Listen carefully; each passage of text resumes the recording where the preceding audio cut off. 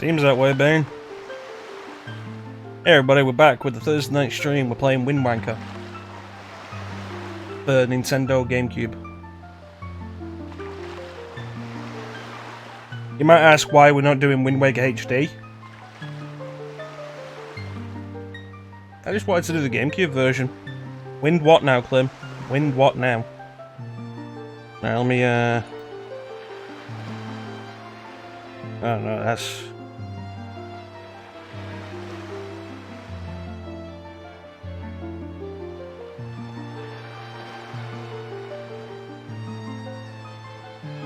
Yeah, we're doing a crisp 480p version because Wind Waker supports progressive scan.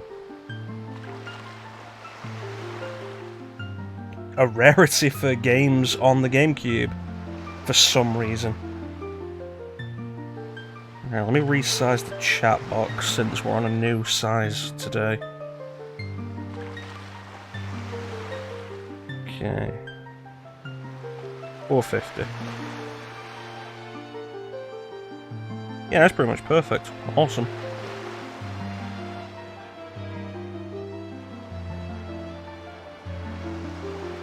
And we test it out. Nice. Forgot I'd have to resize the chat for that. Well, you are a pest, Bane.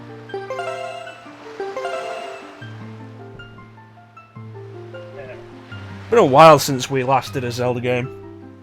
October, I think, was Majora's Mask. Why does the D-pad move that?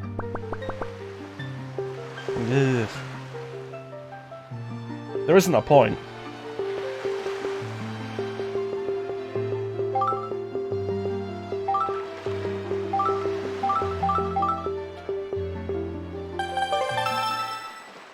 So I remember when Wind Waker was first shown off, and it got a lot of hate for its visual style. And of course, I being pretty young at the time, I didn't really care. It was a new Zelda game. And this is like my favourite opening theme of any Zelda game.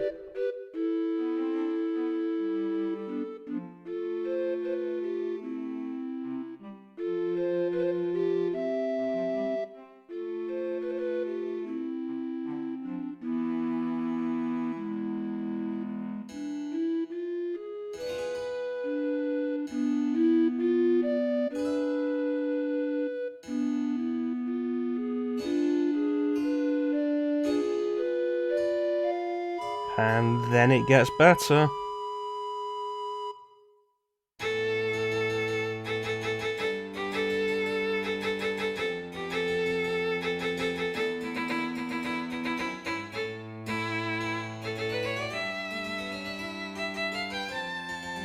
I love Wind Waker's soundtrack. Wind Waker has my favourite soundtrack of any Zelda game.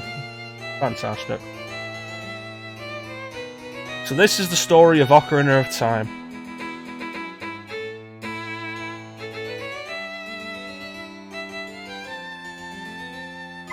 Yes, I did. And it's unfortunate.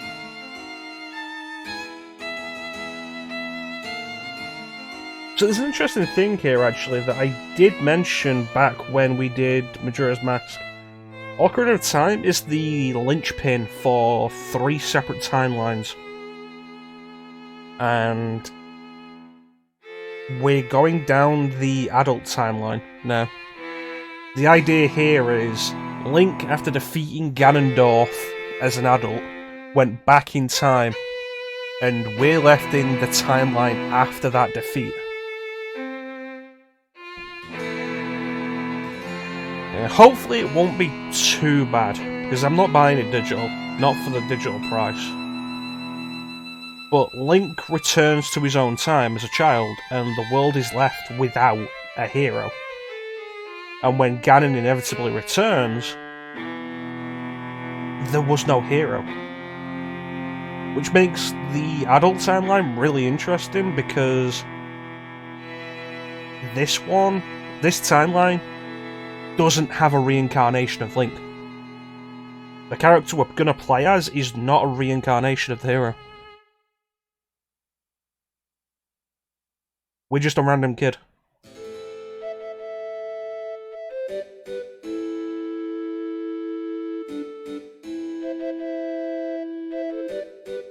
The timelines mostly aren't that complicated. The problem is when you start getting into specifics about stuff like the hero's demise timeline and where Breath of the Wild is.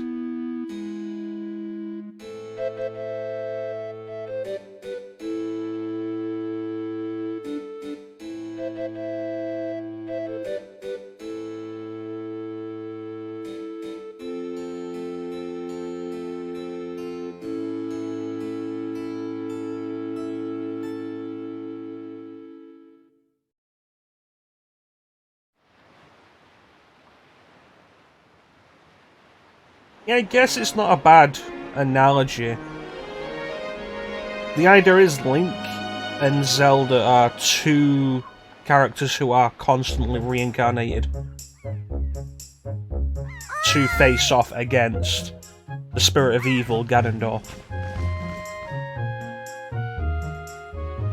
But after what happened in Ocarina of Time, when Adult Link was sent back in time, that broke the cycle for this timeline.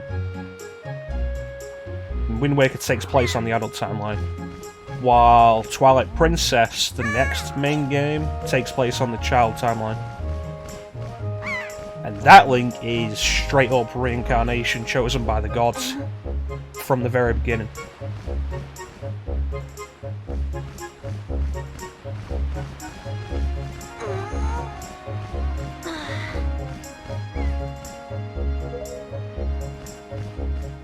Hello, Errol. Do you, Clem? Do you?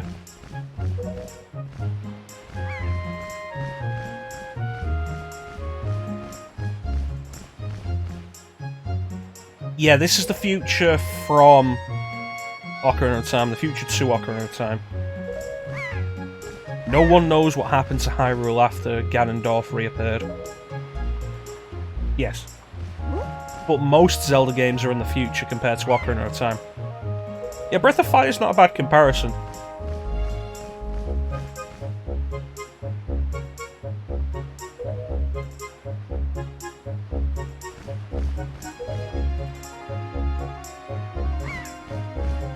This game has such a good art design. And like we were talking about yesterday with, Can I change that? No, no. Damn it. Like we were talking about yesterday with both Lucifer's Call and Devil May Cry. Like, it's fantastic. The only thing that really holds this game back is texture resolution, which is the main thing. Texture resolution, the lighting engine, and widescreen are the main things that Wind Waker HD had. Generally, Clem, I think the best way to go into any Zelda game is to not care where it is on the timeline, because it usually doesn't mean anything. There are a few occasions where it does, like Majora's Mask being a sequel to Ocarina of Time, but this one doesn't really matter. That's because I'm cool, kid. This is also the first Zelda game with a full, controllable camera.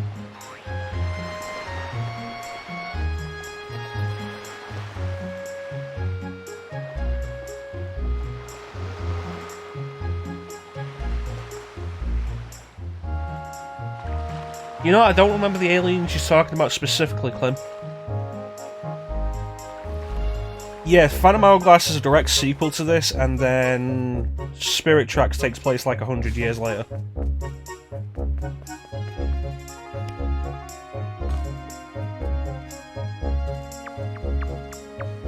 There we go.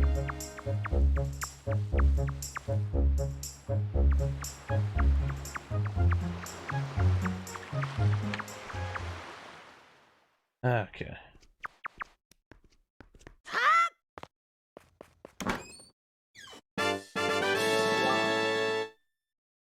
100 rupees, nice. Is that the max? No, I can hold more than that, awesome. There is still a wallet system, but I forget what the max is we can hold at the minute. Oh no, we're doing Wind Waker.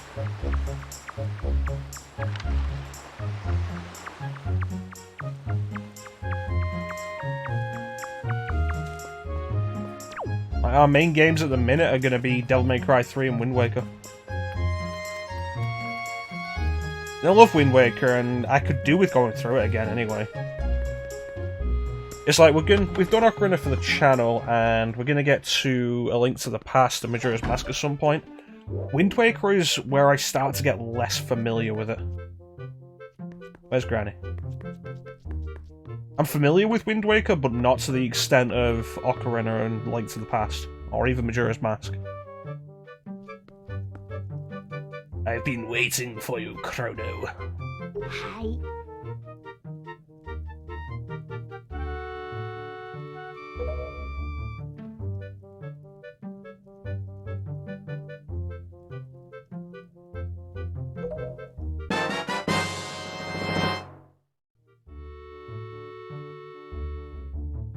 I'd be a little warm for this weather. Fight Granny. No, we need Granny alive. We need to leave her alive. Kill her. Kill her. Kill her now. I shouldn't. It's not the hero way. Do it. But yeah, no, Ocarina we did for stream at some point last year, and then we did for Let's Play late last year, and it ended at the end of January. And that was such a fun Let's Play. And, like, I intended to jump into Wind Waker pretty much as soon as we were done with uploading that. But we ended up being in the middle of... I think we were doing Skies of Arcadia at the time. And then we finished off Final Fantasy VIII, which we'd also started.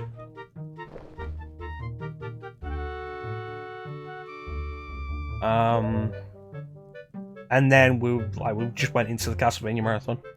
Yeah, Eternal Darkness, which I should go back and do the second run of that at some point. So I'm thinking about doing the third run for the Let's Play on the channel. Because there's 3 runs of the game where you take, like we finish the game and then we'll load that save and we'll take a different artifact at the start and that'll give us a different main antagonist.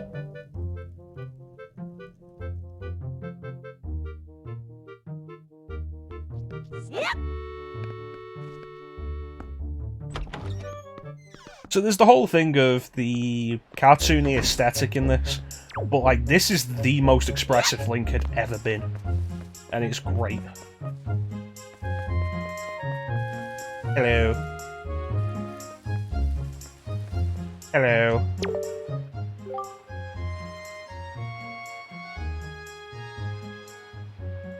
The Black Pig. Oh yeah, no, this game's great. Though, admittedly, Wind Waker does kind of expand on one of the major problems of Ocarina of Time, in that it takes a while to get started. Which isn't a problem on your first playthrough, but on repeat playthroughs, it can be kind of irritating. It's to the extent where I'm not sure if we're going to get to the first dungeon today.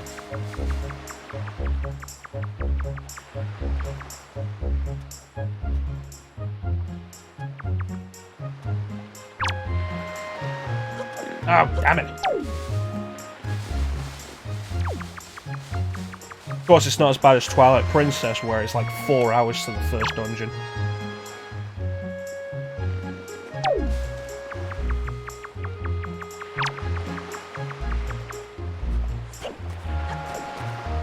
I can't pick him up. What am I doing wrong?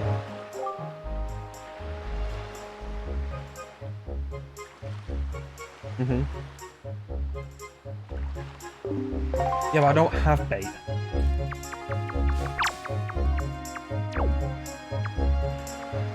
It doesn't matter how quickly I'm crawling.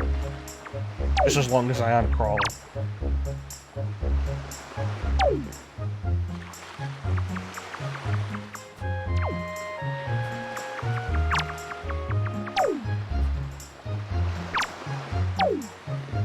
Right. Don't L target.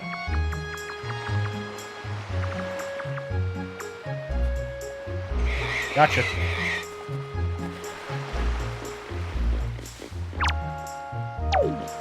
So Wind Waker also introduces an interesting idea of... Oi!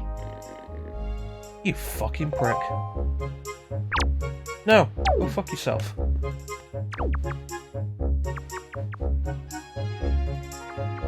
Well, it's hard to get that pig.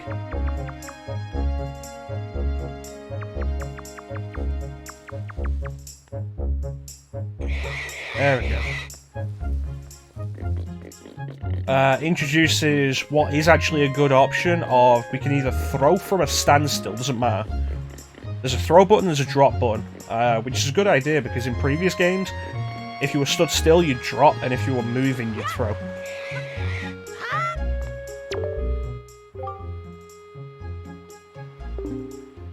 Yes, I did.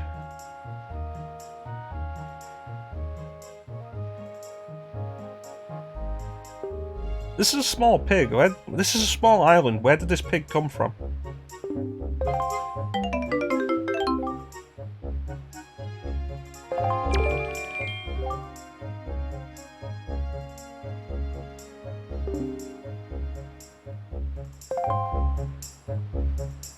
So this is completely optional and doesn't really have much bearing on the game.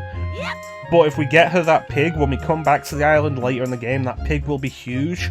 And if we anger the huge pig, it will do more damage than any enemy in the game. We make the pig angry and it will charge at us. And if it hits us, it will do 3 hearts of damage and nothing else can do that much.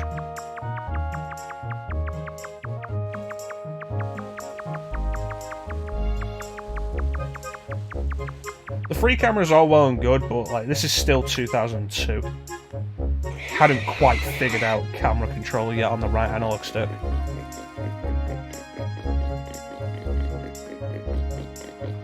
Here you go, fat lady.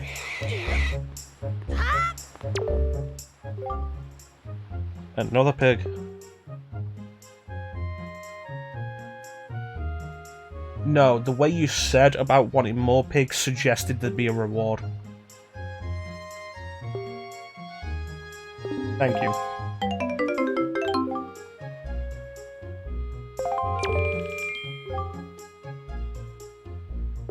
Right, I think there's one more.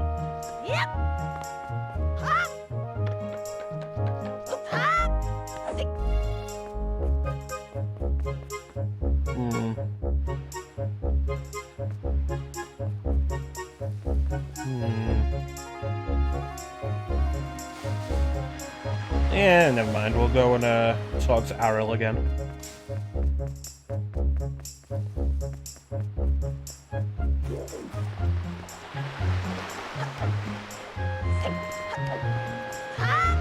So I like that Skyward Sword added in a sprint meter. I don't like that the sprint meter in Skyward Sword is a limited thing. Because we end up, like we did in Ocarina and Majora, just kind of rolling in a bunch of places to try and move faster.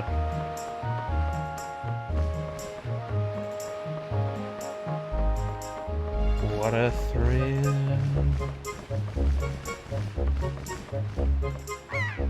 Ariel, the seagulls came for you.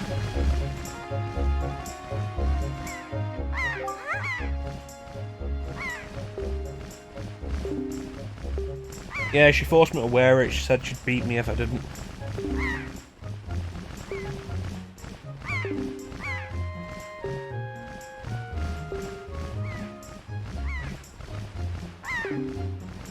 Okay.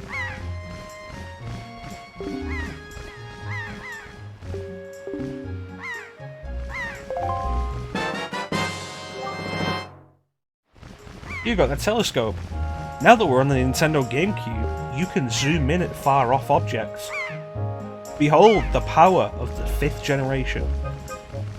No, the 6th generation. Yes.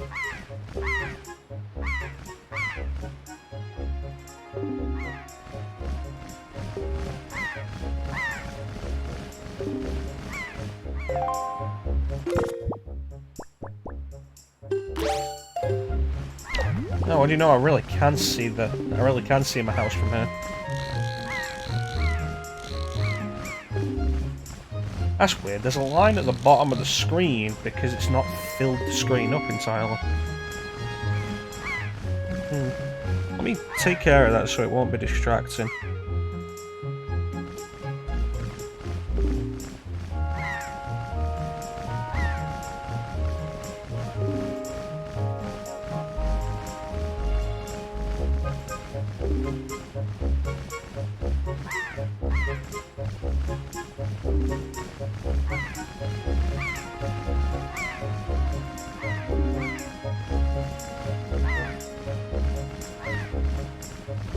Okay, so...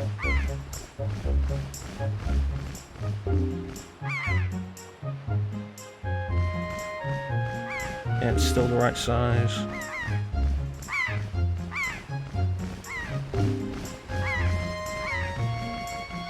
There we go, now you can't see that line on the stream and it's not going to distract us. So that is a Rito. That's racist, Arrow.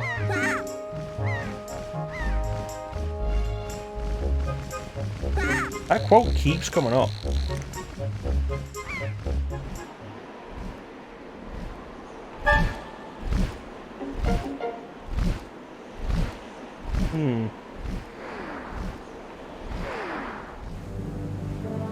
So the Rito are kind of a weird thing. The world was flooded. Like, Hyrule was flooded and removed all the other colours.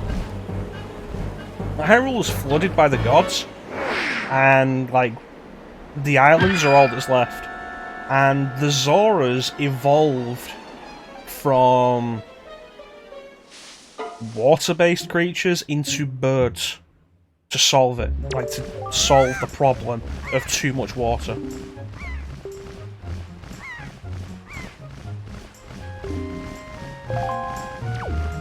I know just the place to get myself a weapon.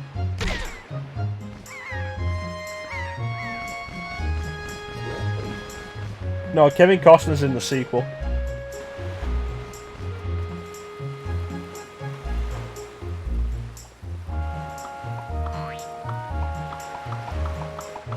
He plays Lineback.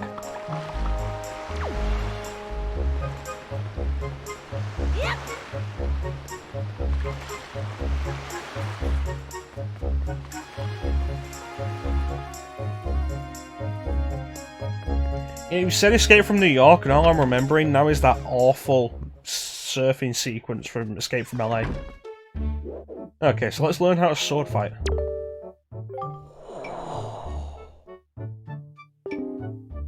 This is Orca. He doesn't wear a shirt and he has a spear. No, Kevin Costner's Waterworld.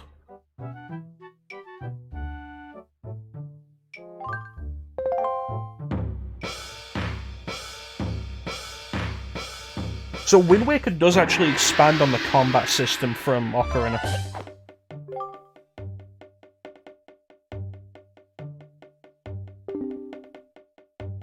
Escape from LA is watchable. I'll definitely give it that.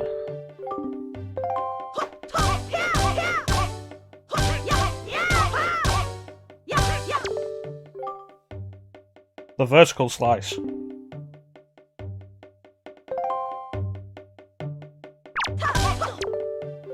I'm just making the point of Waterworld because a lot of people forget that exists.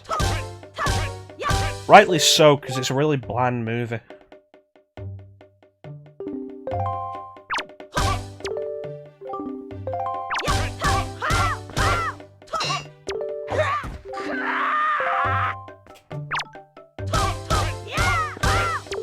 There we go.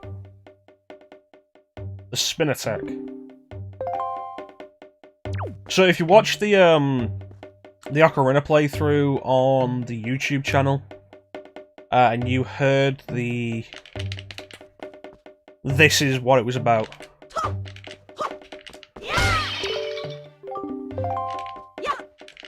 Well, it seems less reliable in this to spin it round.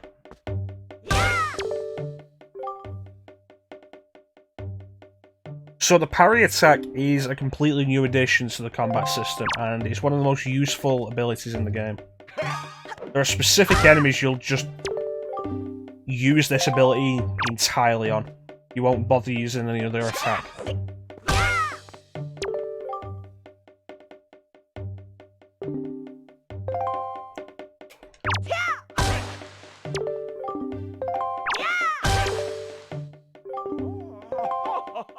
And that's all of our standard combat abilities.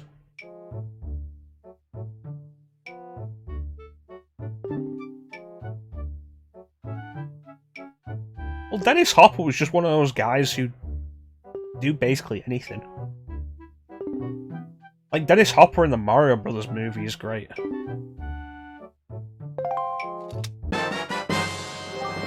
Should you really be giving a sword to a child?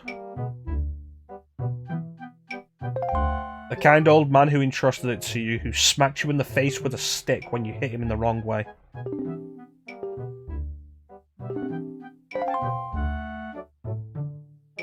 Thank you. Alright, let's go.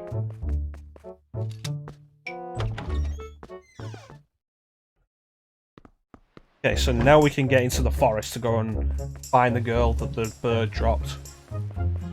The bird is the Helmarok King. One thing that I'm not as fond of about this game as Ocarina and Majora's Mask is we don't have a fairy companion of any kind to tell us the name of enemies. Which kind of disappoints me, because I loved reading the names and little descriptions of them when I was younger. And this game doesn't have that. Twilight Princess doesn't have it either.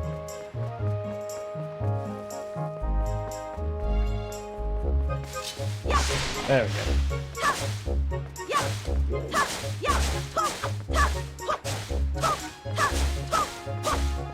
There we go, a job half done.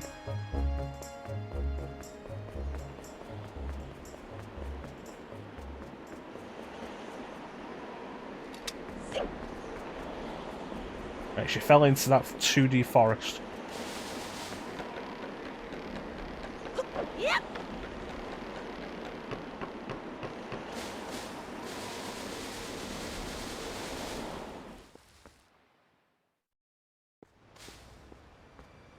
Alright, where is she? There she is.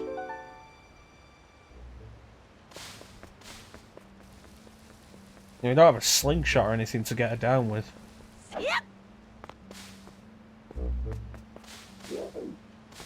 Hmm.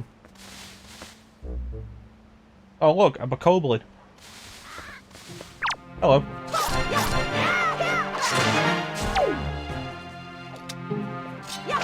Yeah, we don't have any way of making fire.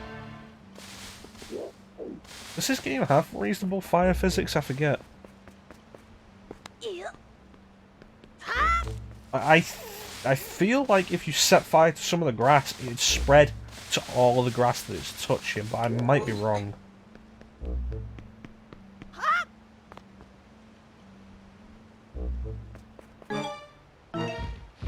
No, the Deku's... The Deku race is weird because it's one of the few races that only appears in like that one section of the timeline.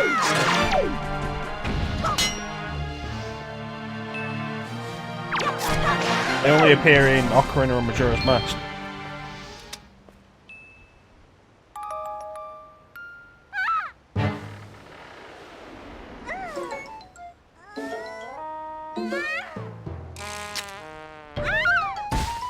That always looked really hokey to me. Yeah, I know you love the Deku Palace theme. It was a good theme.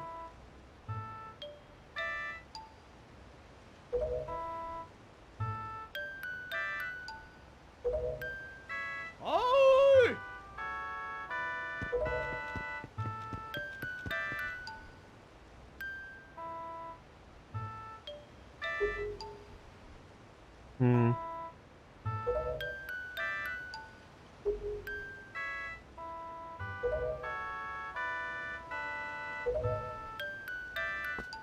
put it on your phone.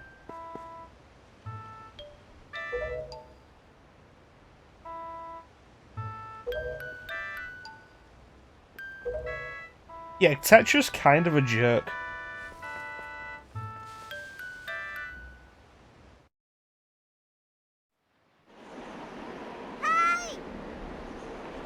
Hey, Professor. How you doing, buddy?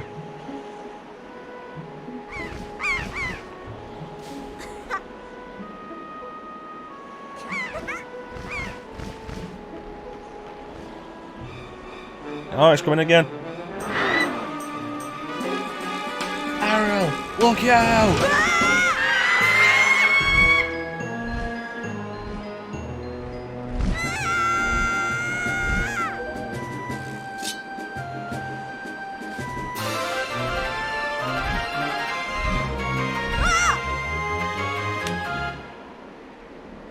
That's good work there.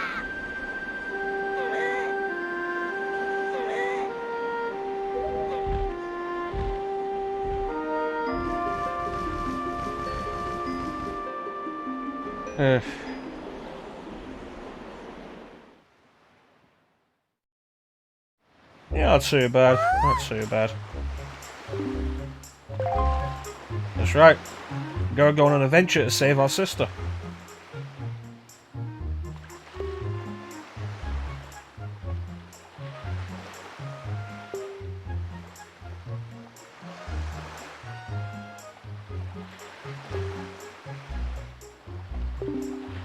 Well, yes, it does.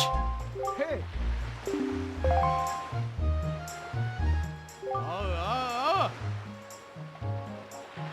Yeah, I did notice you, but I didn't want to call you out. I don't like calling people out who are here but don't want to be in the chat, because you never know why they don't want to be in the chat. They might have reasons. But I hope you're enjoying the Castlevania streams, Professor. So this is actually an interesting point of Wind Waker.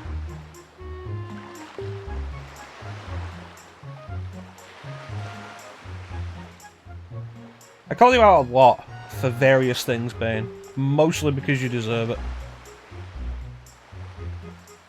Young girls are being kidnapped from all over the Great Sea. Young girls with long, pointed ears.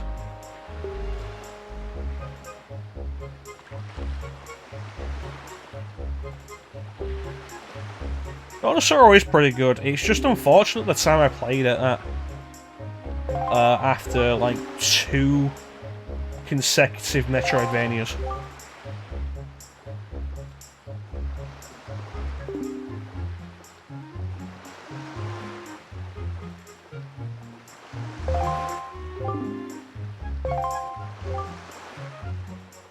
So yeah, there are characters with long pointed ears, as is traditional in Zelda, but most of the characters have normal ears, which is kind of unusual.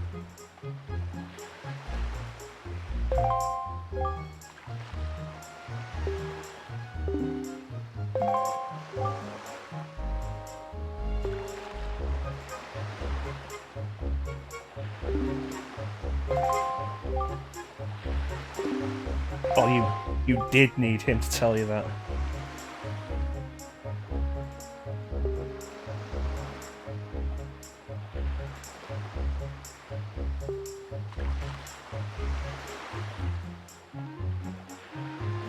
Huh, what could I possibly use as a shield?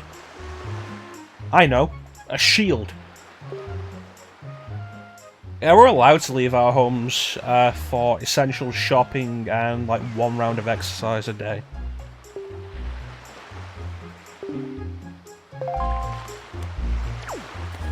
Where did that guy come from?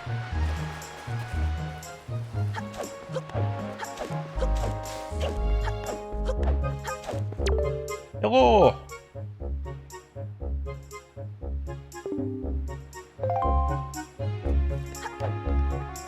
Alright. If you were paying attention, there was a shield on the wall of our house. Let's go get the shield. Hello, Granny.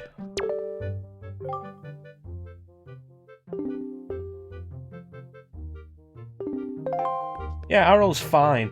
I need to borrow the shield.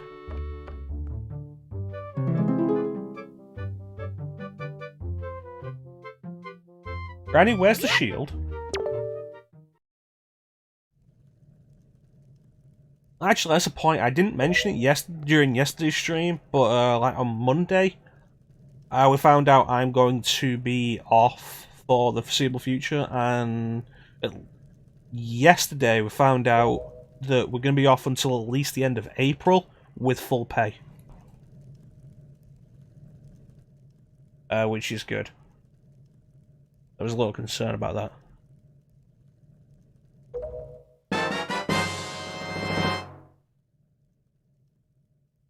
The hero didn't use a wooden shield like that. Yeah, at the very least you need to stretch your legs or something.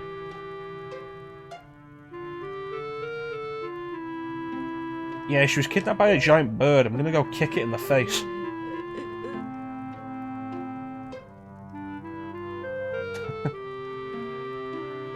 I haven't left the house since Sunday. And part of that is because of being at risk due to my asthma. So, you know, that's fun.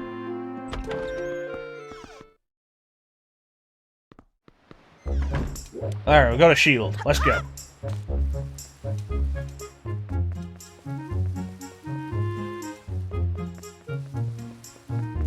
Tetra, I'm ready.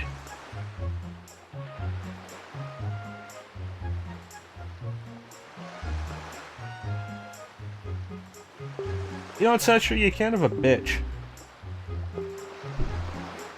Yes, I am.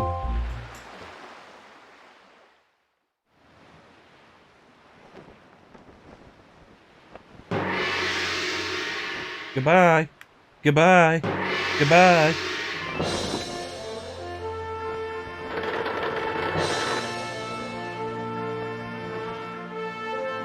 I'm sure I've mentioned it before, but...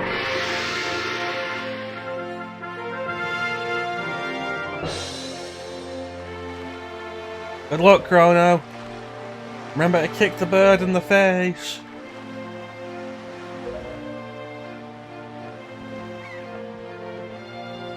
It doesn't really come up that much in the course of streams or anything.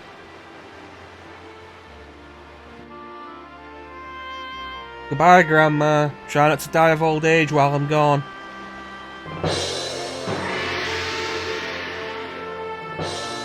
What's wrong with you? Yeah, I do. It's the main reason why I've not been outside. Swear to God, Tetra, I'll kick you off, but I will kick you overboard.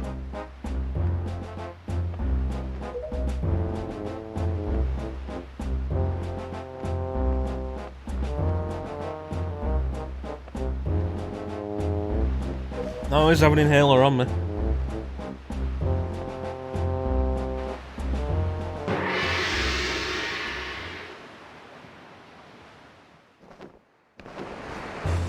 Alright, Tetra, when are we going to get to the Forsaken Fortress?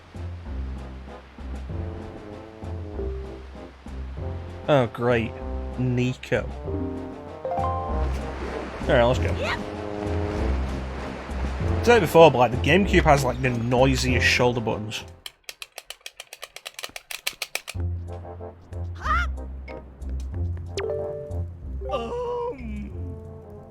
Okay.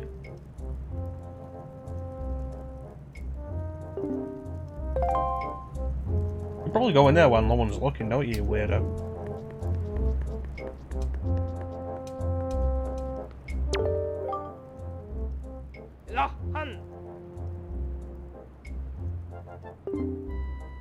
I don't like you already.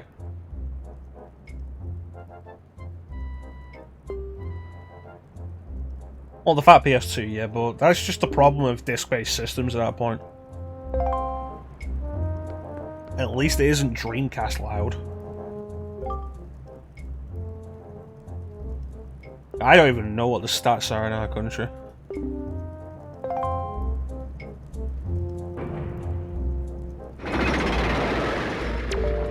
Yeah, I forgot just how much of this game is tutorializing.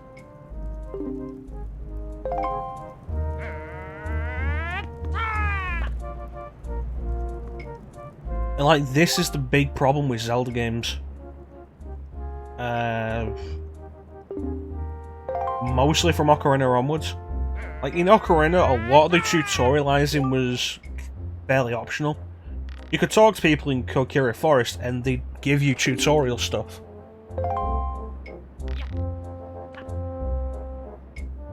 And Majora's Mask had slight amounts of that, although you were expected to have played Ocarina beforehand. But starting with Wind Waker, and it gets worse in Twilight Princess, the series really pushes extended mandatory tutorials.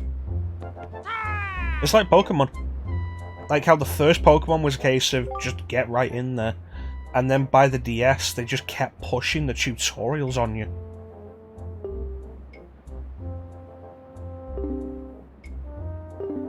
Oh no, Wind Waker's great. I just wish we had less mandatory tutorials. Yep.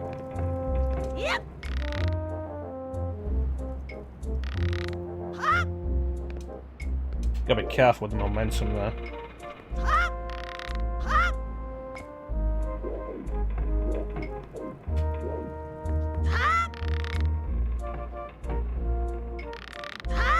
There we go. You know, it's been a long time since I actually tried Demon Souls. Yep. Like, tutorial isn't a bad idea. I think optional tutorials are the best way of doing it. Maybe have an area set aside for it. Twilight Princess did it way worse. Like, the last time I played Twilight Princess HD, I went for about 4 hours and stopped when I got to the first dungeon. It was about 4 hours. Unbelievable.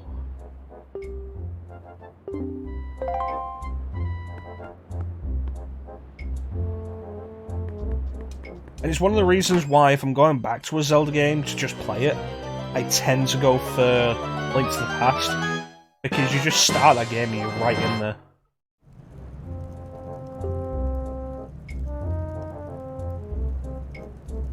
You can hold up to 8 types of items.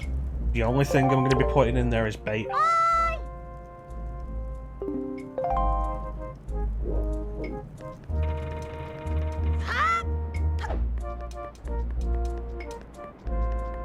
Twilight Princess, I do think, is underrated.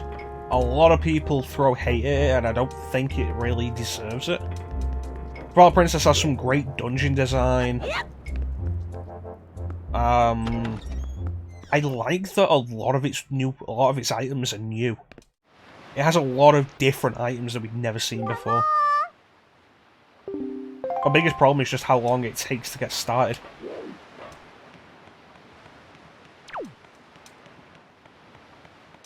There it is. The Forsaken Fortress.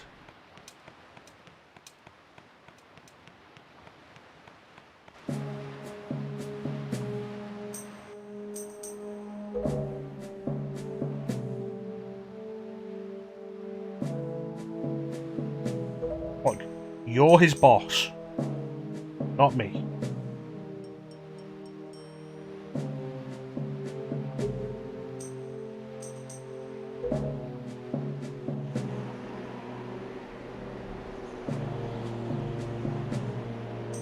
There's the Helmarok King up there.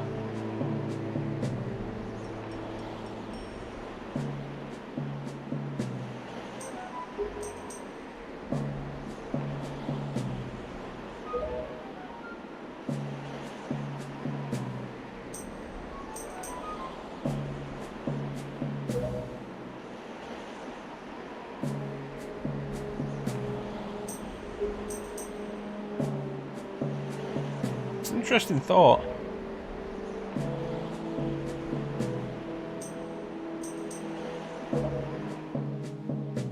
I think the big problem with this game is it loses a lot of its momentum after the Tower of the Gods.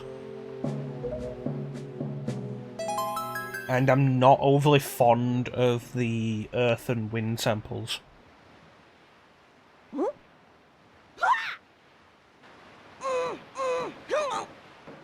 And then, of course, there's the Triforce Hunt, which...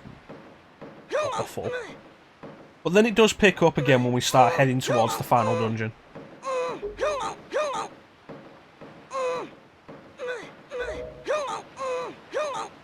Terra, you're kind of a dick.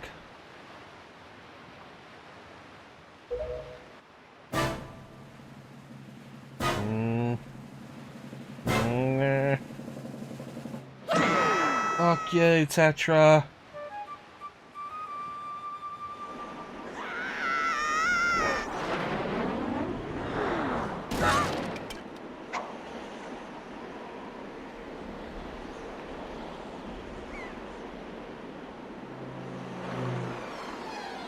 And so this leads to what is probably the biggest barrier to entry for Wind Waker.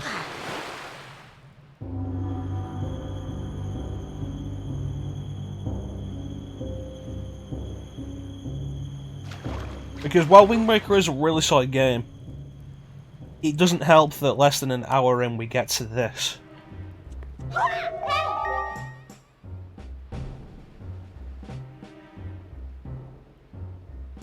Yeah, it's pretty unforgiving, and the fact that they throw you back to a single point if you get caught is a real irritant. So this is a stealth section.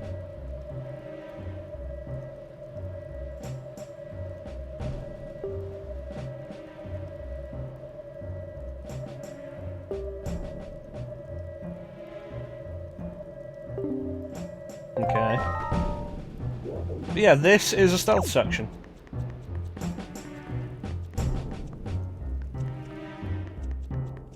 And our goal is to find our sword, which we'll find all along the way. Ooh, that was close. But our real goal at the minute is actually to take out some of these lights. Because there are, I think, 2 lights that we have to take out. Let me see.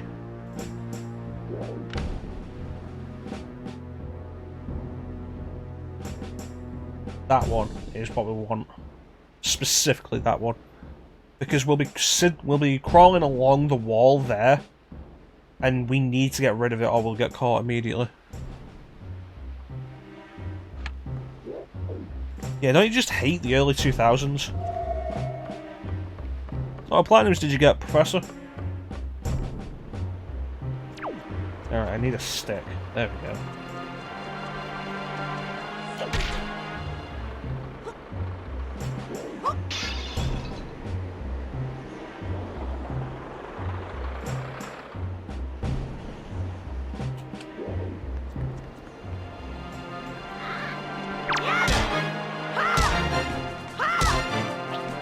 So this is something I actually usually forget about Wind Waker. This... the weapons you can pick up and use for a short time. There was an invisible wall there.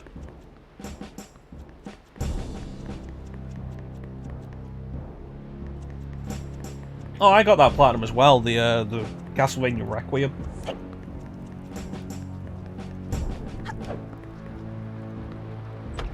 Well, props to you for having the focus and attention span to platinum Shadow of the Tomb Raider. Because like that is a game with too many collectibles.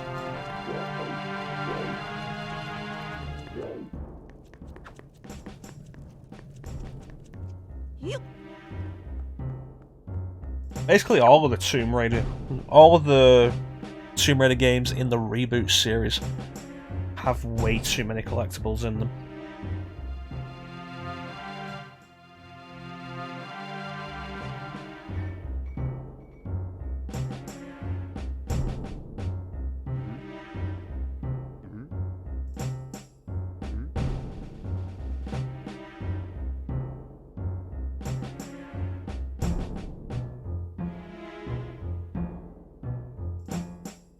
You know, I can believe that.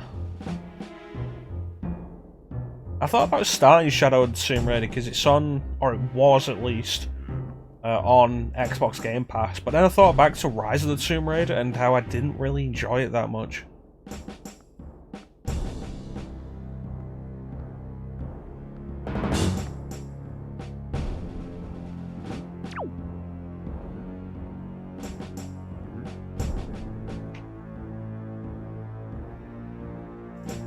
I think the outright worst trophies are always the multiplayer ones. The ones that require multiplayer. You don't see them as often anymore. Oh, well, I wouldn't have done that. Like, you don't see them as often anymore. But there were some games that had multiplayer achievements. Like the Ghostbusters game for PS3 and 360. There were trophies and achievements that you could only get through multiplayer. And then they turn the servers off and you can't get them anymore, so you can't get all of the achievements or trophies. You can't get the platinum. God damn it.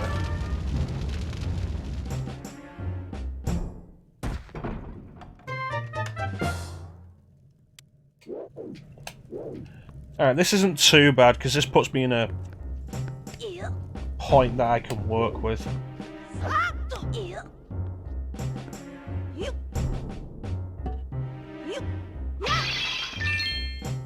Now what happens is the moblins see you and they throw the lanterns. It's just the throw arc put the lantern on top of where I was.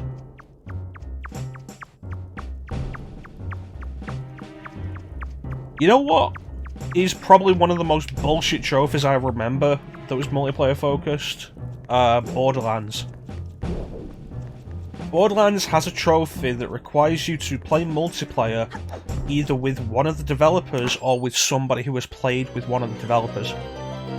And the idea is, it's like a catch thing. If you play with somebody who is either a developer or has the trophy already, then you get that trophy.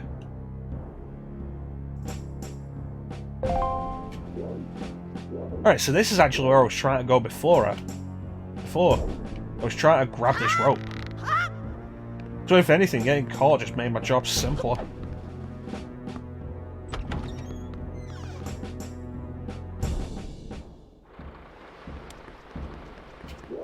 Okay.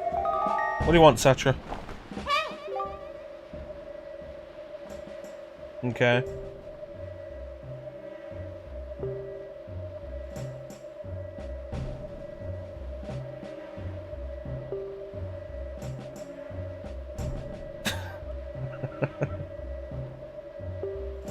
Well, the only game I'm offering to play multiplayer with you, Clem, is Resident Evil.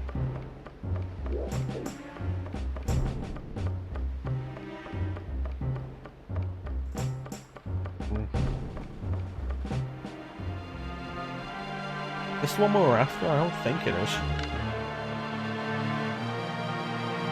Is it? Yeah, it is. Sweet.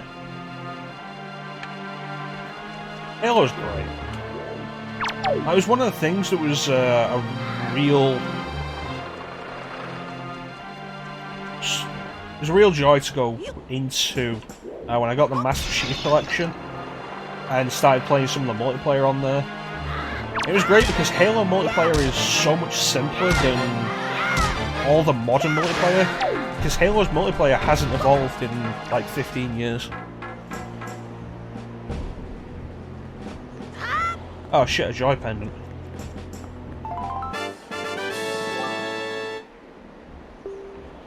Yeah, I think playing with friends is definitely what keeps stuff like that from getting stale.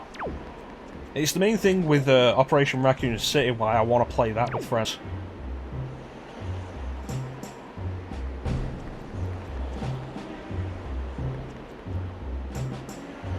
Okay, so we got what we were after.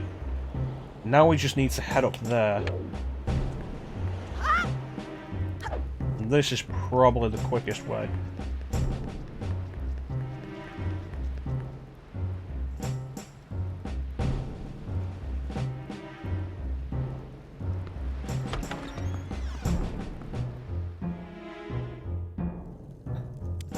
Having somebody good to play with and to learn from is always a good thing. Ah, fuck.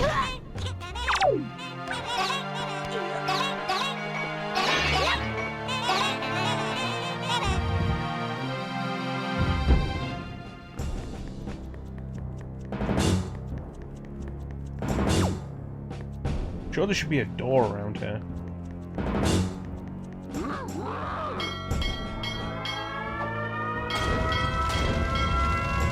Is Operation Raccoon City server based or is it P2P?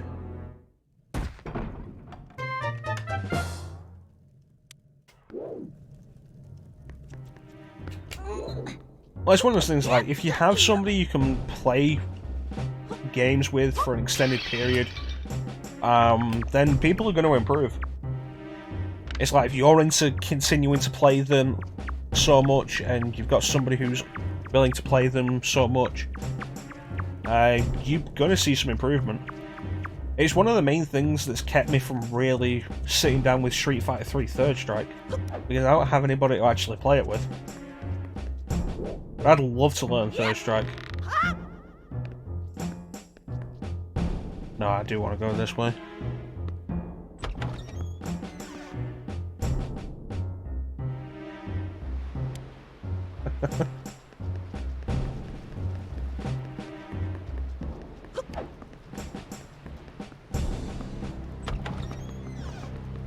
Like I said before though, guys, open invitation. If anybody wants to do Operation Raccoon City, try and get a bunch of guys together and run through the campaign. I'm not saying pick up the Spec Ops campaign, but like, we'll do the standard campaign.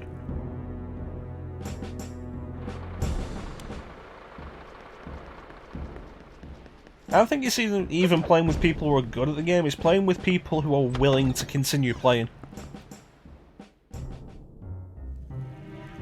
Because it really is just a case of practice. Continuous practice will improve you.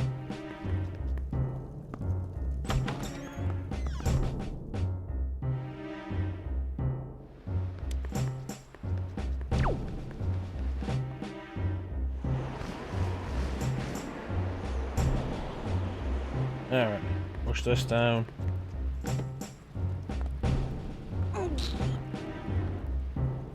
Awesome.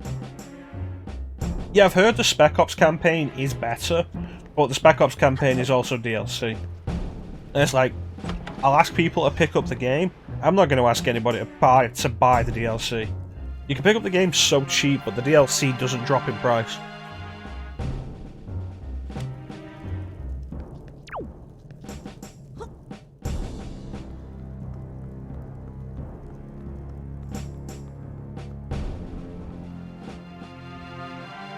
Okay, if we can get through here, then we're almost home free.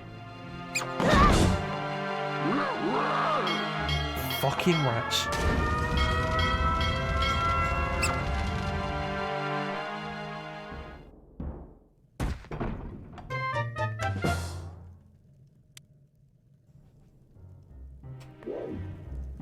Well, it's the thing we've been over several times. With the digital storefront, the publisher is able to control the price. Like, completely. And it's the case of why, if I'm buying a game at launch, I'm going to get physical. Because the digital will always be £50 or £60, depending. Whereas a physical, there'll be a bunch of places that are willing to knock the price down to try and get a leg up on the competition. Like, I pre-ordered Resident Evil 3 for £40. I'm pretty sure it's £50 on PSN.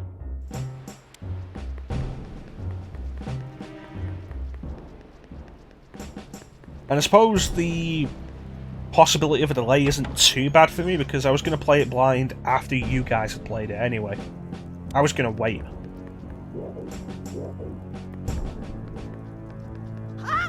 Yep.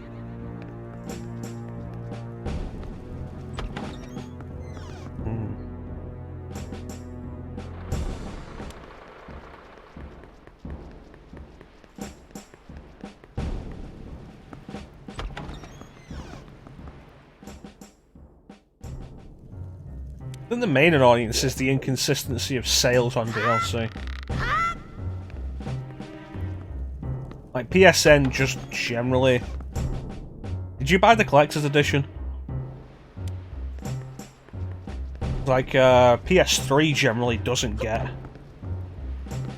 sales that much on PSN anymore.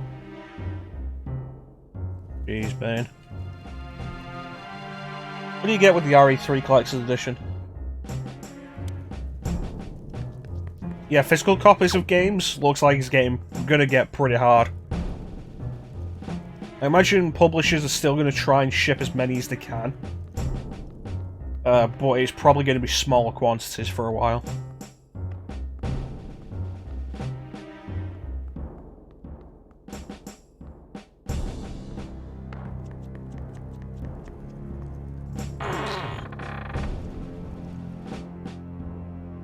Yeah, you know, there's a reason I don't buy collector's editions anymore.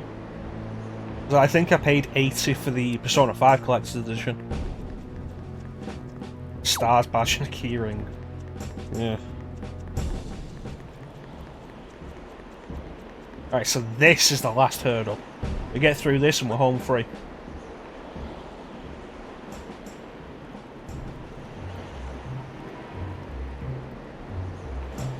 Well, I bought the Persona 5 Collector's Edition, and I've not made use of anything it came with. Hey, Teak. How you doing, buddy? Like, the Persona 5 Collector's Edition came with, a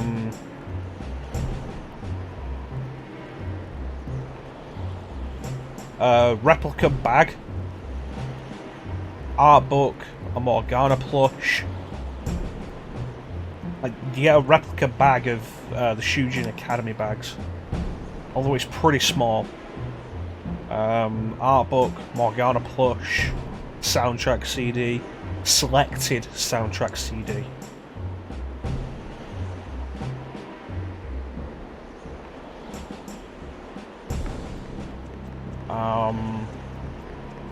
Steelbook case, which I don't see the appeal of Steelbook. Really don't.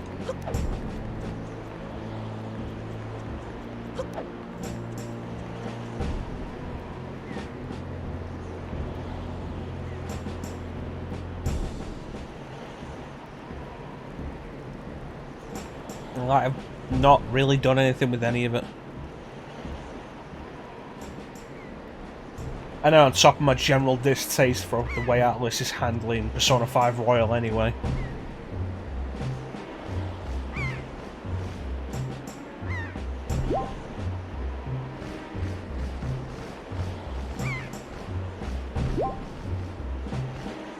There's also the case of I don't have room for more collector's editions. I got the Mass Effect 3 collector's edition up there, Tales of Xillia, Tales of Xillia 2, the Final Fantasy 14 Realm Reborn collector's edition, Persona 5.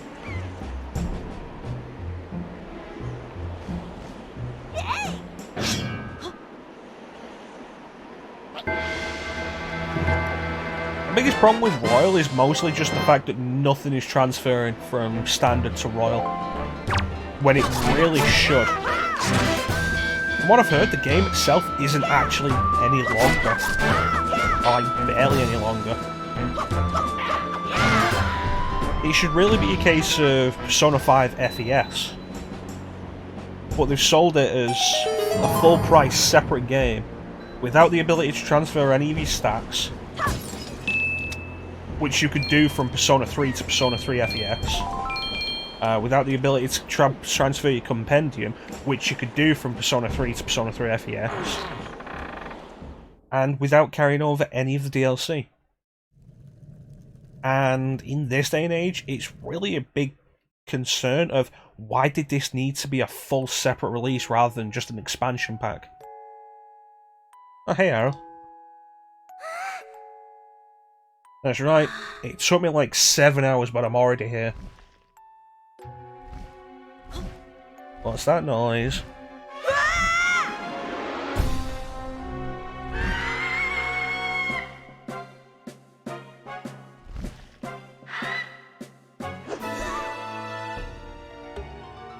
Ah, shit.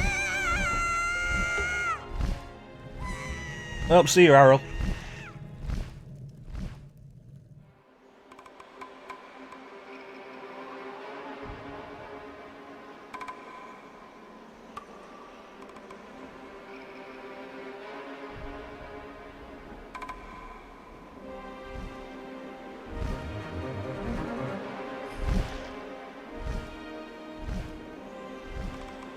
Wait a minute.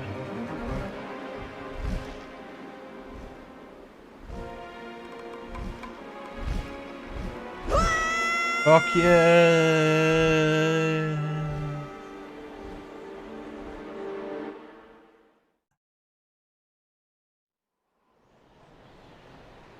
And that's when I died.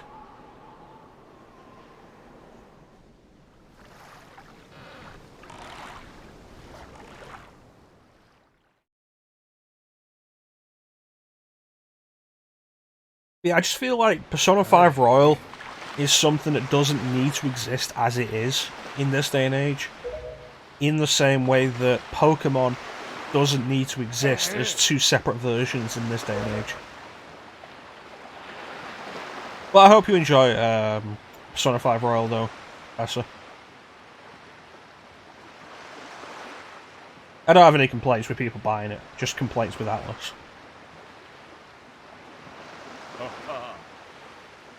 What it? Ah!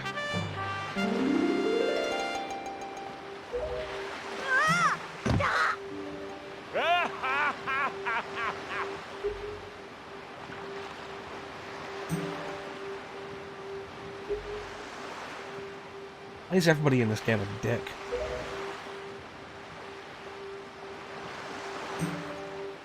Wow, the one extra dungeon, that says it all, doesn't it? I mean, at least with Persona 4 Golden, it was on an entirely separate system.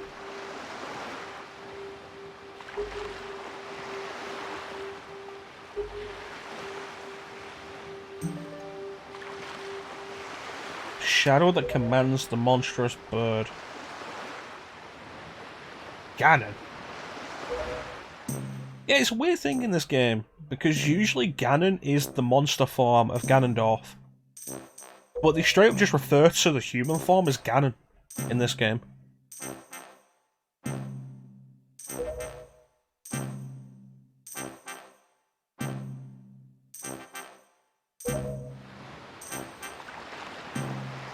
Well, hopefully it'll be better than the Hollow Forest was in Persona 4 Golden.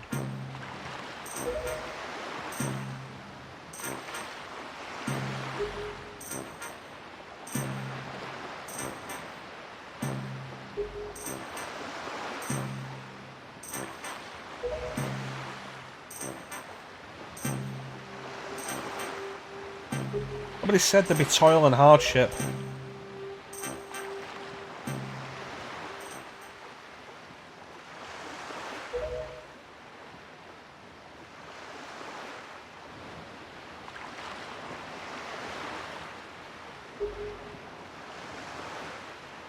Just a Ganon-shaped suit. It was like a suit. Like a Ganon suit. Ganondorf-shaped suit.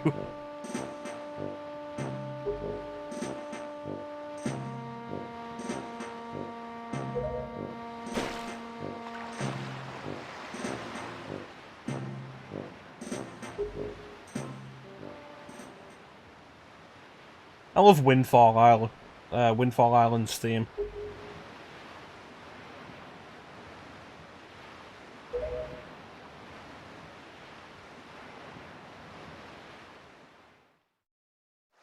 Alright, let's go.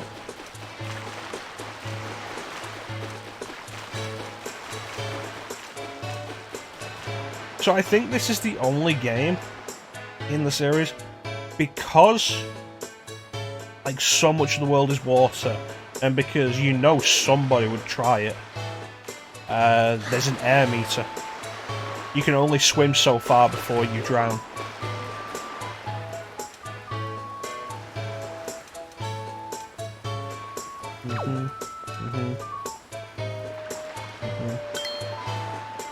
Took a while to notice us.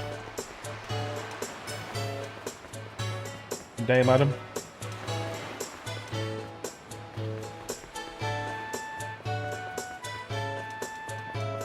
Yo, I want to sail.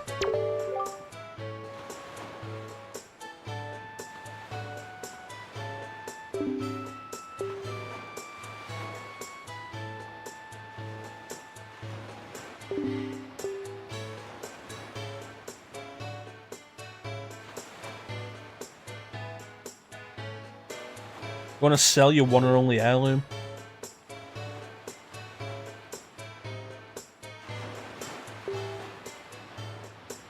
You know, some people just don't want to leave home. Yeah, sure, whatever.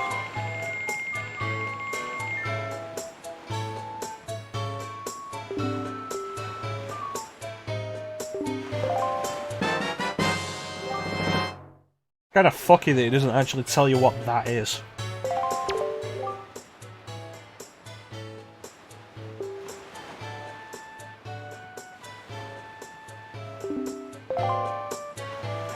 There, let me just put this on here.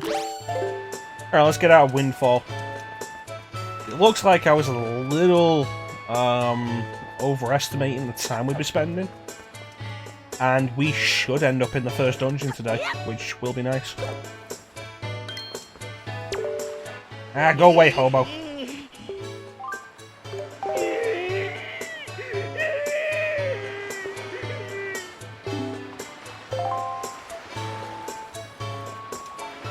Got things to do.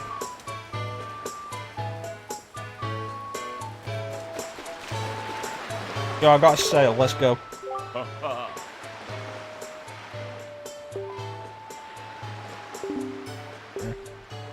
Do you happen to have a pen?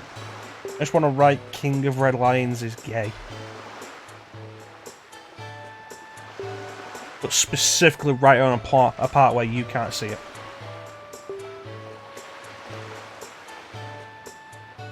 It'll be funny to me.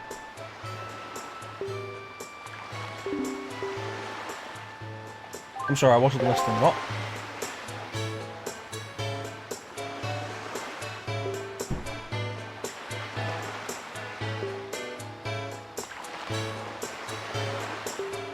Yeah, that's a good point, actually.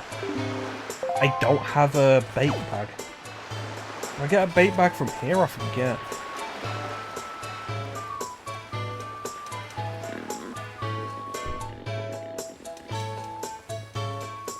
Where do I get the bait bag from?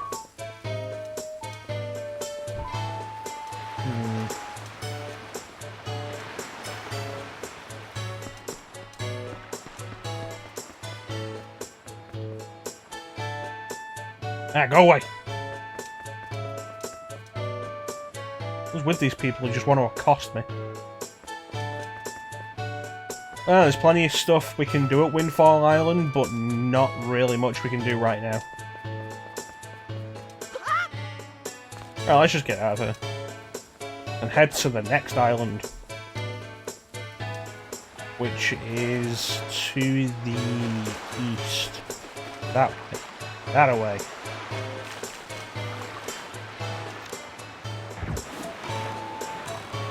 So one thing that you really love Wind Waker HD for is just how much of the bullshit it cuts out of sailing. We don't have it yet, but we'll get the Wind Waker, which is our musical instrument of this game. And we have to use it to redirect the wind. And anytime you want to redirect the wind, you have to pull it out and do the song. Wind Waker HD cuts that down. So whenever you want to redirect the wind, you do the song and then it doesn't do the repetition where it does it all again. It immediately just goes to where do you want to change the direction to.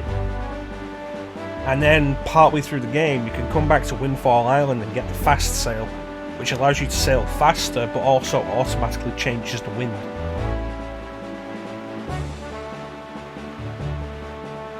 Whee!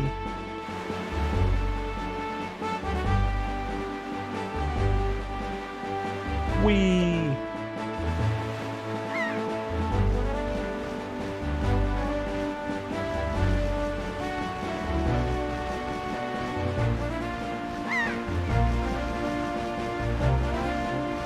Whee! Look at how far we've travelled. Up ahead is Dragon Roost Island. You get 3 guesses why it's called that.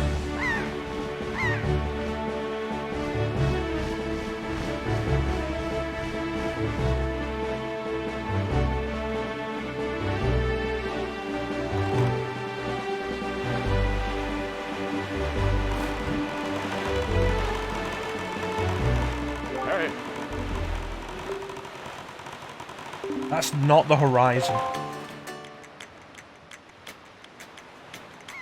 Oh, we get the bait bag from Beedle. Right, of course. Probably worth buying it now, actually.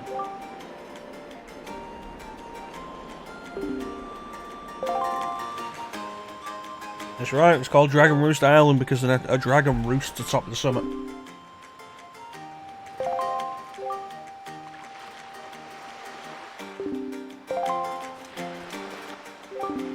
Oh, what do you want?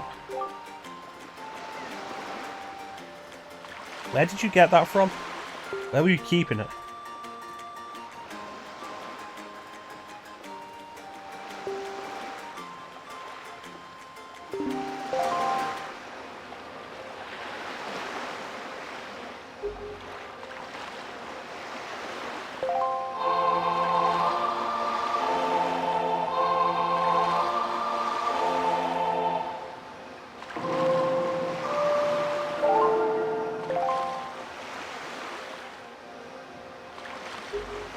I don't know music, I don't know what any of this means.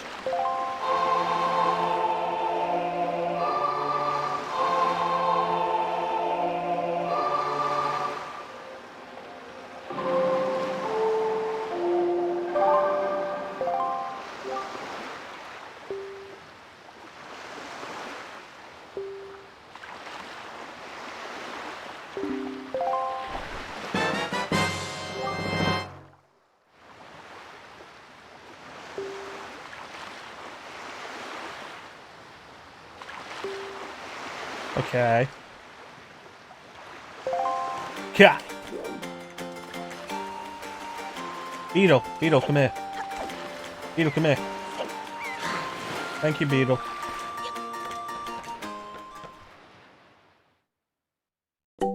There's the bait bag. Oh!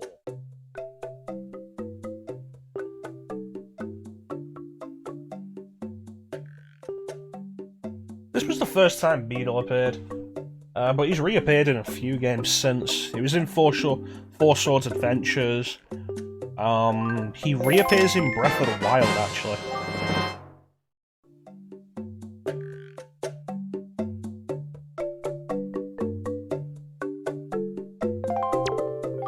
Yeah, I forgot the spoils bag isn't used for bait.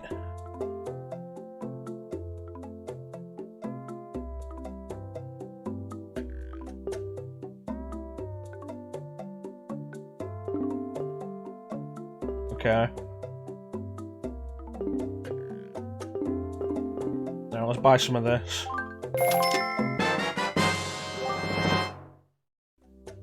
I don't think I need rupees on this island. Thank you! Thank you! Thank you! Okay. Thank Okay. you! Thank you! And we get one more. Thank you! Awesome. Bye! So that is...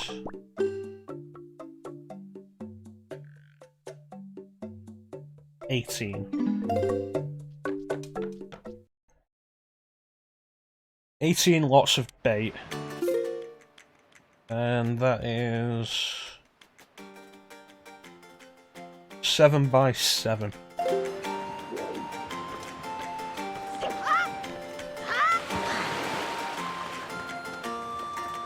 Alright, let's go and explore Dragon Roost, yeah!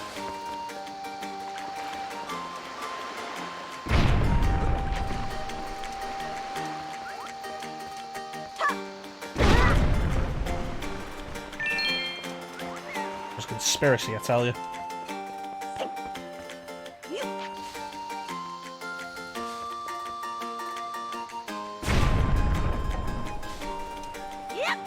Oh, hey, heart.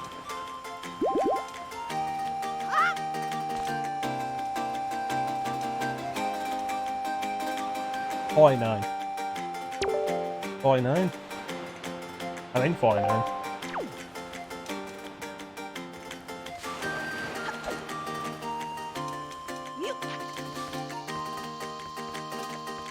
No, we're not gonna make that.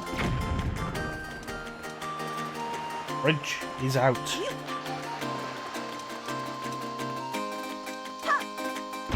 Nice.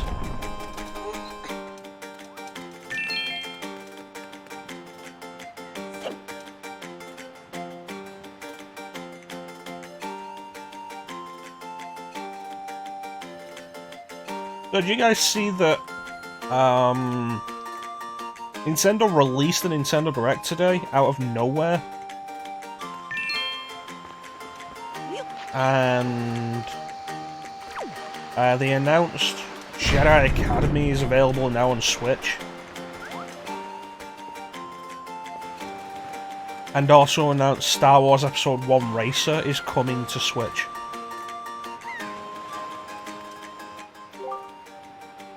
Hey, Postman.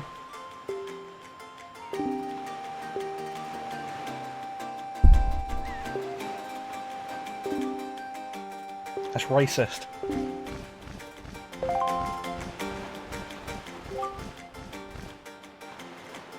There was some neat stuff, some disappointing stuff. Trailer for Bravely Default 2. There was an underwater Metroidvania game that looked kind of interesting.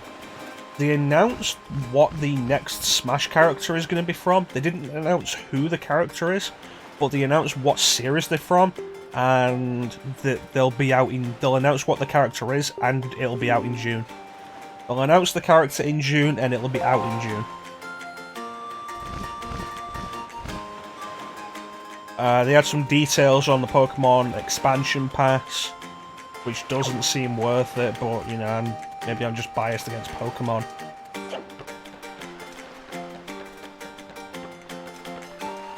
Yeah, I didn't want to spoil it if you didn't already know, Teague. But like, it was like, we're announcing the next Smash character. It's like, oh, cool, who is it going to be? They're from ARMS. Oh. You mean that game that is supposed to be kind of okay at best, but is still overpriced? And has been out for 2 years. Oh, they also announced Catherine Fullbody for Switch, which was kind of interesting, but I was hoping they'd announce more Atlas stuff for Switch, and they didn't. Because if I was going to pick one Atlas game to be on Switch, it wouldn't have been Catherine.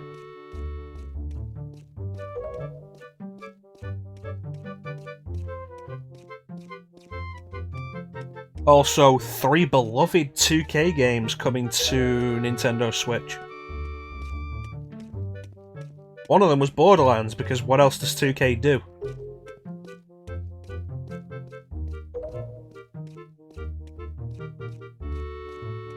Fucking Borderlands. Well, XCOM 2's coming to Switch, and that's pretty neat. And also the Bioshock Collection, which, not for me, but, you know, somebody will enjoy it.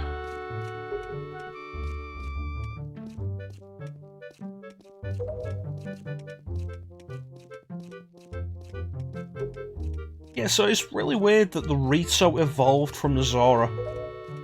Like, that's confirmed.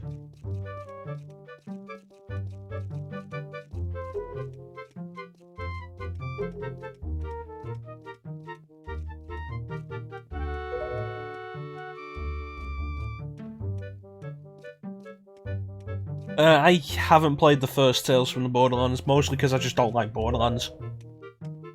But I've got a few of the Telltale games that I need to get around to. I need to finish The Wolf Among Us at some point. I need to do Batman the Enemy Within. And possibly Guardians of the Galaxy.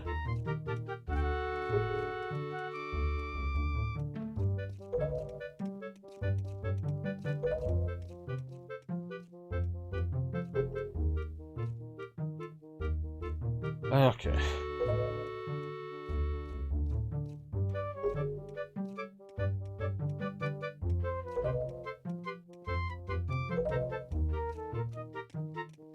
You could tell me where Medley is.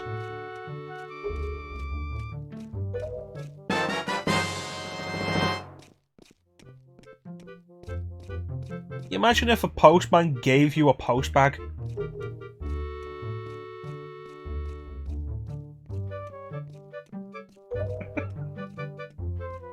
That's a weird thing to take away from this, Teak.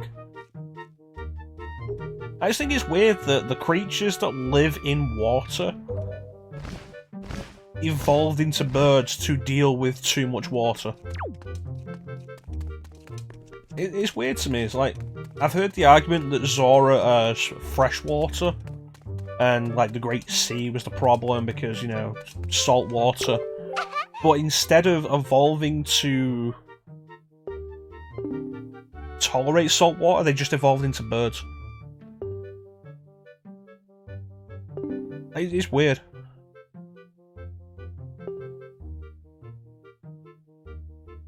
Did they put Medley in Hyrule Warriors? I forget. I might be thinking of Marin. They might have done both. I don't know.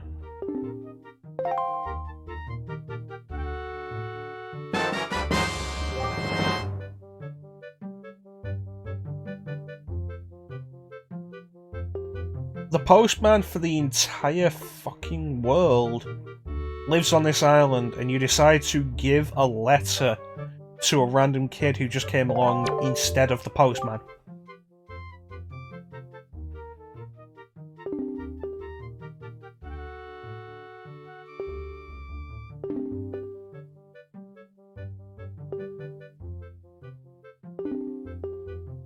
Jeez. Yeah, I know Marin's in. She was included as the Link's Awakening DLC. I'm still really disappointed that they didn't put Line back in.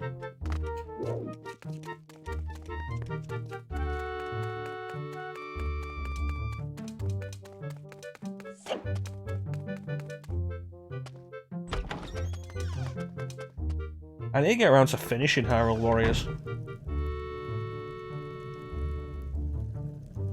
Oh hey, it's the pearl that I've come here for.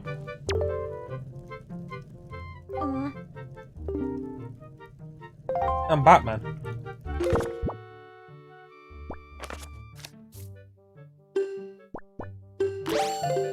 Yeah, I have a letter for you. Apparently I'm the postman now.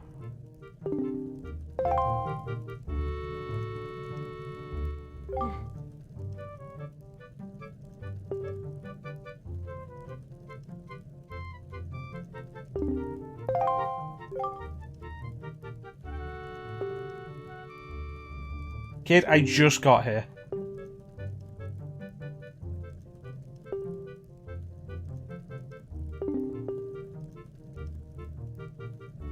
I didn't say that.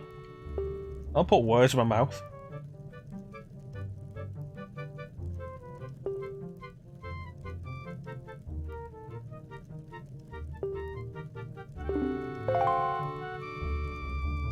I feel like we should just stab this kid and take the pearl, and then just quickly leave.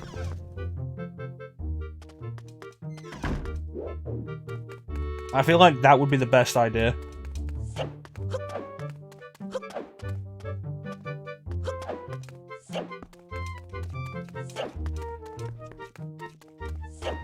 Really? Like, isn't this a mandatory quest in the game, though? Like, did you finish Wind Waker?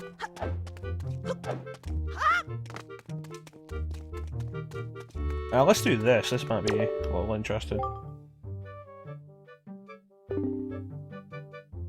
That's basically the postman from Majora's Mask.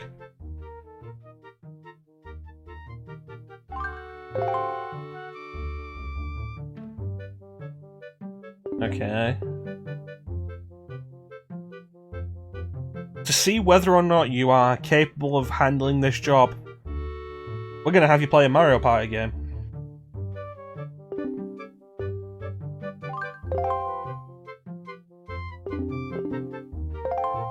Alright.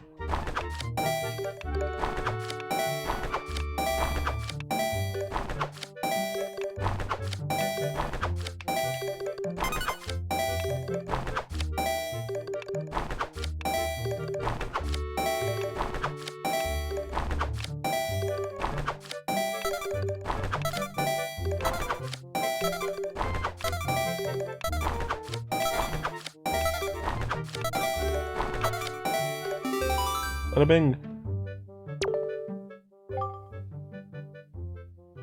Yeah, no, this is a mandatory quest.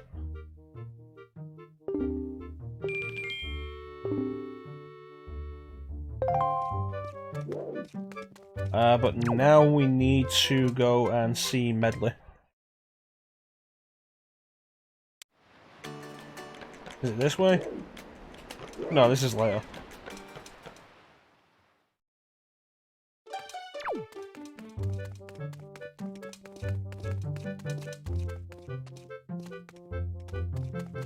Probably at the back of the chief's office, isn't it?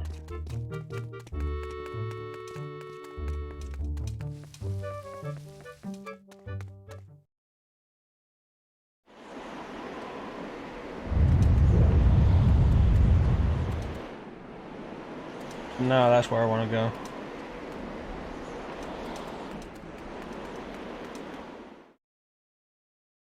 Which means that'll be downstairs. Alright. This way, probably.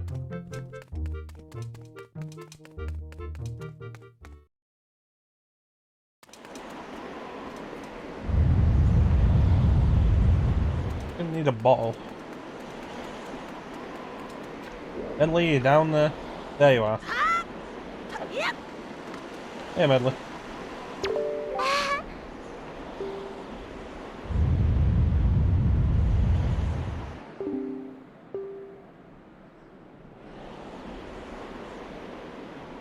Okay.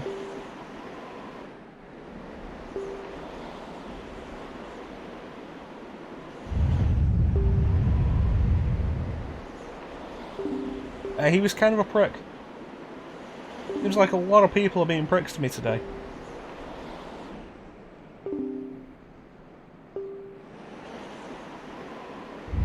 Okay.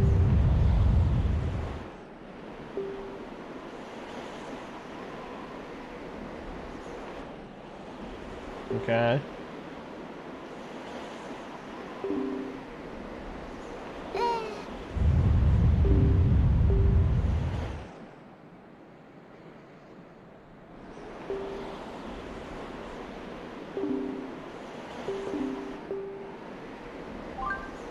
I guess? Not really sure how.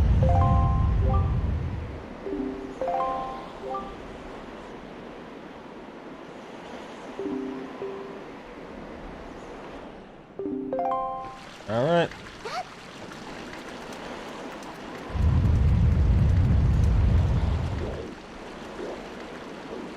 Wait. Go.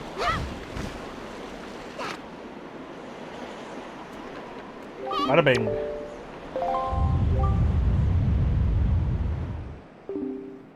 Okay. Right, I'm gonna go and stab the prince because he won't give me the pearl. Good luck. No.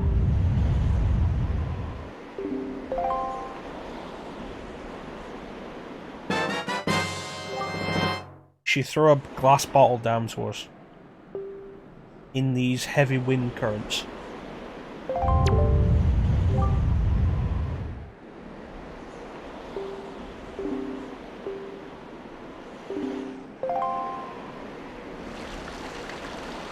Alright, let's do this. Get some water.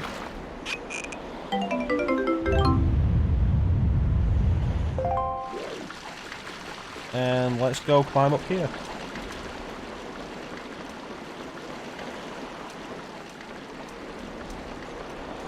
Do do do do do do do do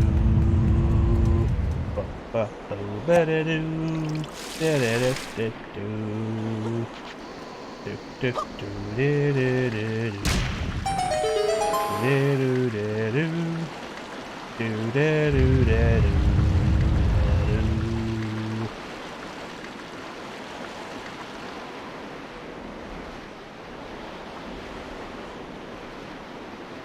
It's filled up just enough for us to reach the bridge there. Nice. Right, now we can go to the first dungeon. It's only been A little over an hour and a half.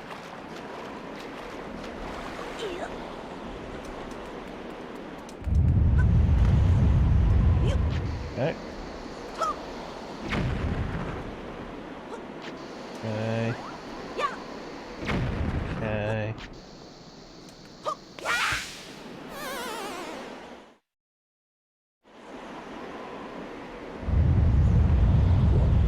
You know, I hate that it puts you back to the start of the area. That was a problem Ocarina had as well. If you fell into lava, it put you back to the start of the room.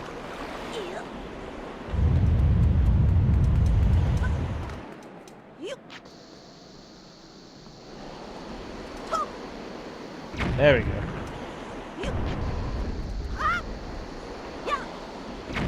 No. There we go. No. There we go. No. There we go. No. There we go. Yay! Alright, let's go.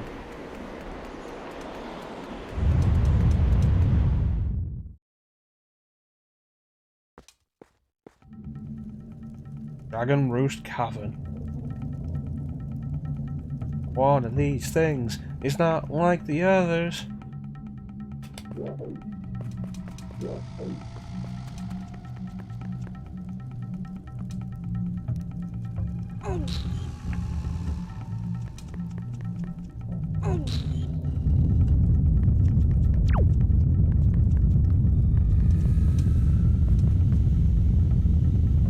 You know, I forgot about that.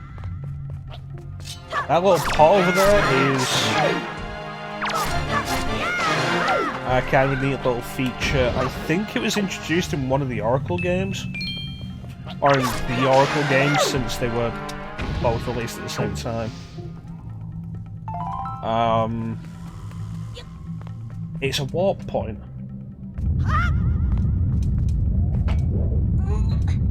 Let me go in. And it shoots us back out because the jar that it's connected to is not open. But the goal is basically we'll find another jar later that will be connected to it. And if we jump into that jar, we can warp right back here.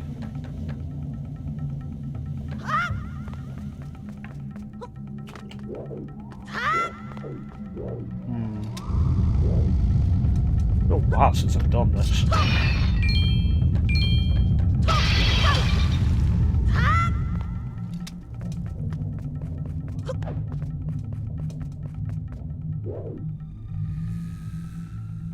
Right, now I see what I gotta do. Alright. Just need a better look at the room.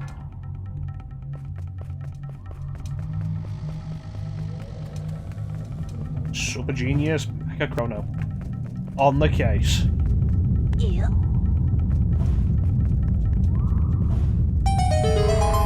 Kinda weird that this game still has torchlight and puzzles like this, but they don't have Deku sticks.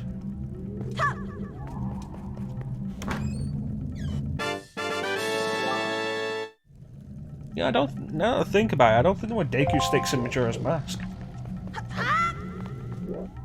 Alright, let's go.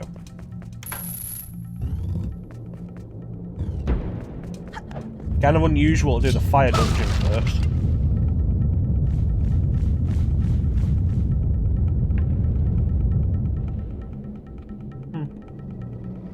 So, Ocarina of Time opened with a really cool boss fight that was kind of... Like, Goma in Ocarina is very easy, but technically, and especially at the time, when you first did it, was a very visually impressive boss. Too powerful.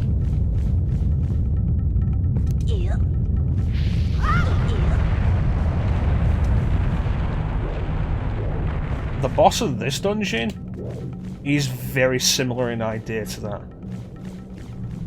Yeah, Zelda games are great.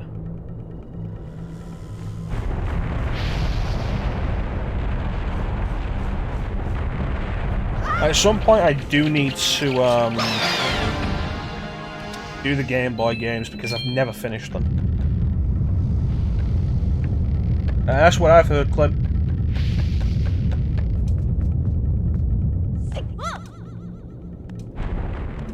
There we go. But yeah, the boss of this dungeon is also awesome to look at. I've played a bunch of Link's Awakening, I've just never finished it.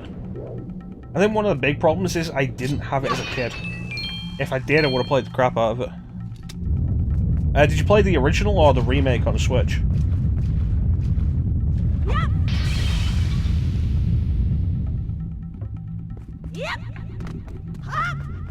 It is a lot longer than you think for a Game Boy game.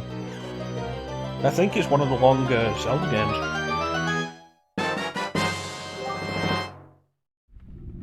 We got a map. Oh, you played Link's Awakening DX.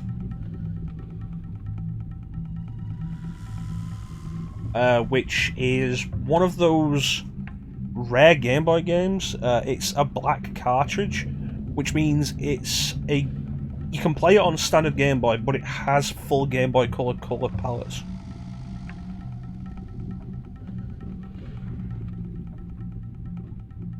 Like, if you've ever wondered why some Game Boy games are in black cartridges, it's not a gimmick. Like how Zelda games would always be in gold cartridges. No, if you can play them in a standard Game Boy, but if you put them in a Game Boy Color, it has a full color palette ready for it.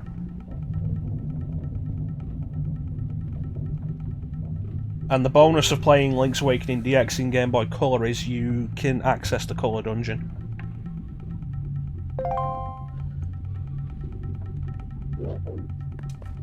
Ah, okay. There we go. It's a cool feature. And it's one of those things, like, I like that they didn't kind of restrict it to the Game Boy Color. Like, no, if you just have a Game Boy, you can play it.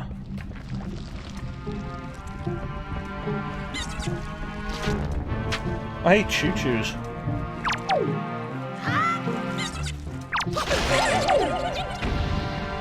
In their most common form. Not their first appearance, though.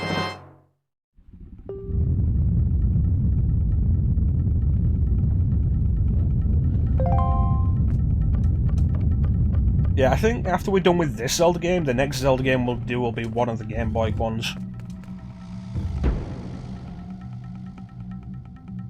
Let's play a game Life series.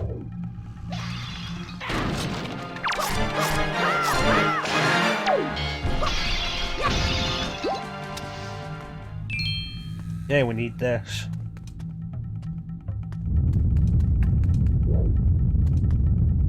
There we go. Link to the Past is a fantastic game. I hope you enjoyed that. So we did it last year, and I was really happy to get it done in under 3 hours.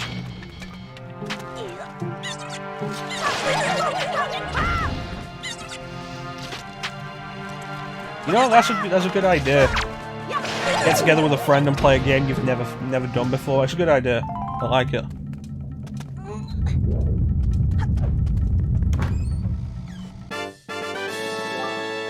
I usually play it more than once a year, but it's probably been like over 6 months since I last played it.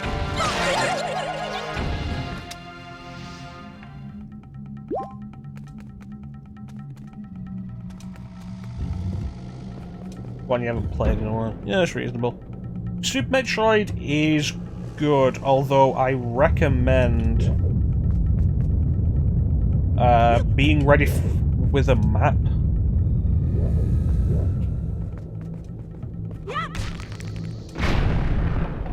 Mostly because it feels like straight sailing up until about Meridia, and then Meridia can be a problem. Okay, I went in a circle, but what did I accomplish? Oh, I have a key. Okay.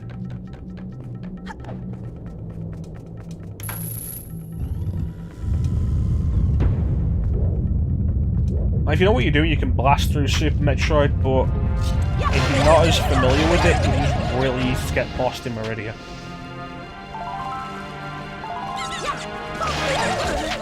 I feel like Meridia is the big point that you have to get past to really finish the game.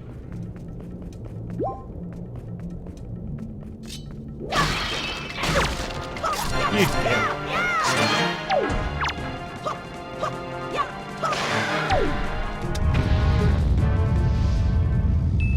Oh, the exchange quests. Yeah, Link's Awakening has the most infamous example of the trading quest system in the entire series.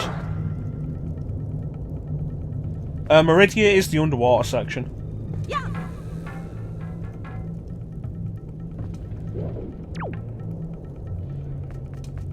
It's also the case in Link's Awakening, I think, to get the true ending, you have to beat the game without dying.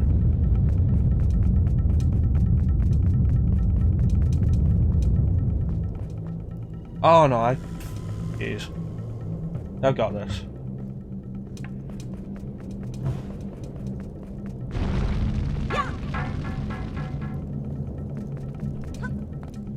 Yeah. Well, I don't play Super Metroid anywhere near as much as Fusion, Zero Mission, or Prime. And Meridia is usually a point where I tend to stop because of that shit.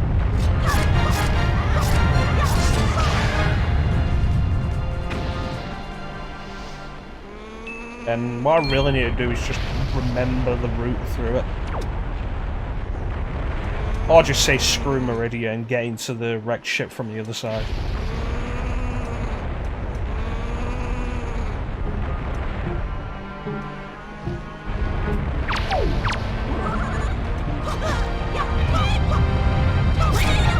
Come on. No, I'm not getting that feather now.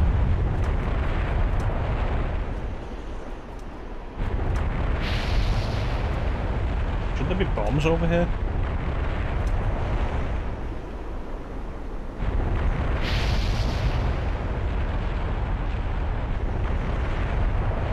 Yeah, let's go.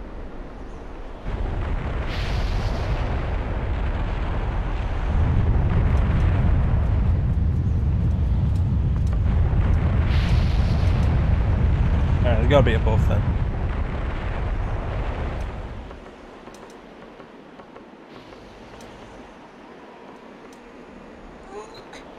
Yeah, it is, because we're going to get the grapple hook before we fight it. Visually, it's a really cool boss fight.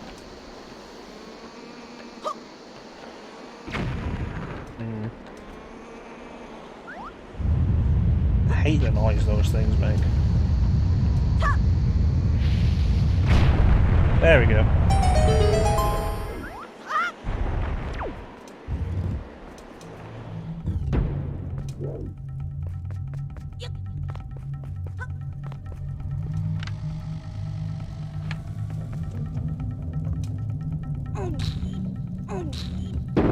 Really throw me off that grab is R instead of A.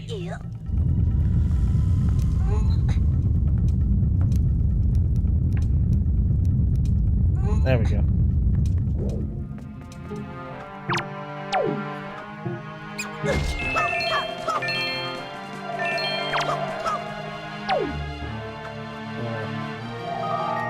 What do you want? Hey. That's probably racist.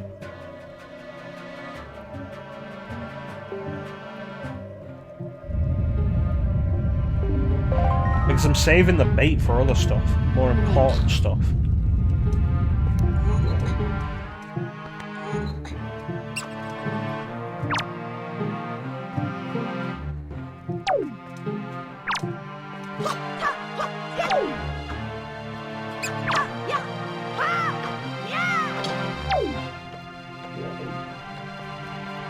Let me take care of this.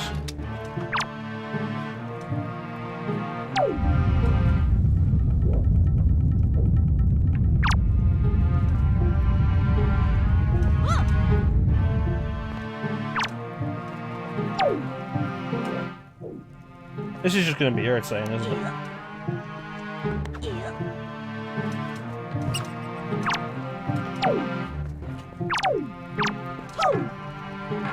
Right, do something. Go away.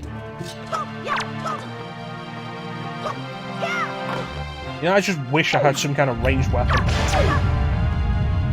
have made that entire thing so much easier.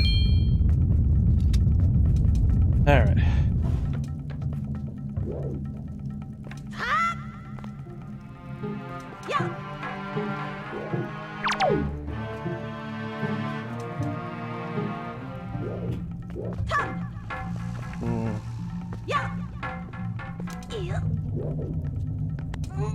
Might as well see what's in the chest.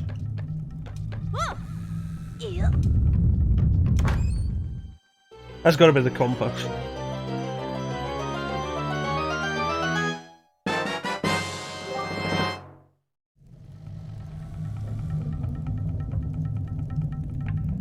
Oh no, you're totally right, Professor. Alright, key is that. But somehow I need to set that on fire.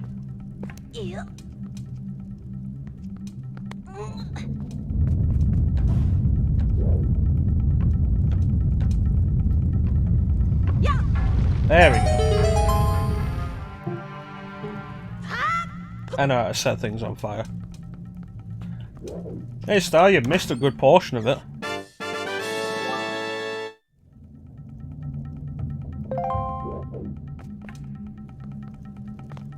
Well, we're gonna finish this dungeon and we're gonna call it for the night.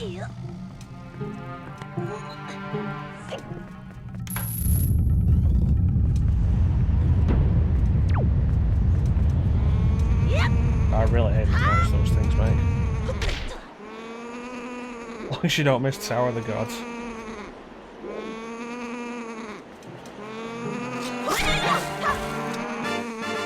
Nah, I'm kidding. We're not gonna call it after this. We'll probably get into the Forest Haven before we call it. Which, if we do, would mean Tower of the Gods would be next time.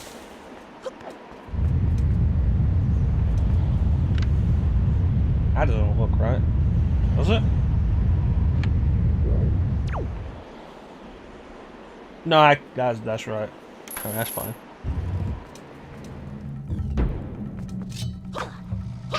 Yeah, let me just take care of this.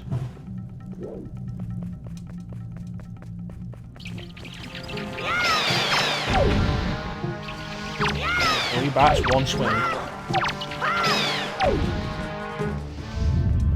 I think the Tower of the Gods is like the last decent dungeon in the game up until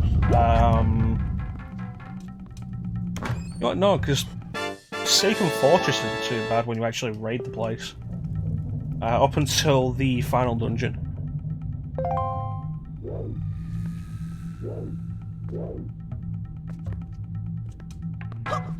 No, I want that. Come on. Get it, get it.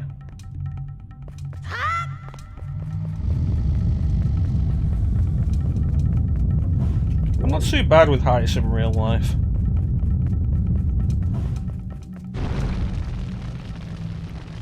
Yeah, I don't like the... I'm not really that fond of the Earth or Wind temples. And then, of course, after that we have the whole issue of Triforce Quest.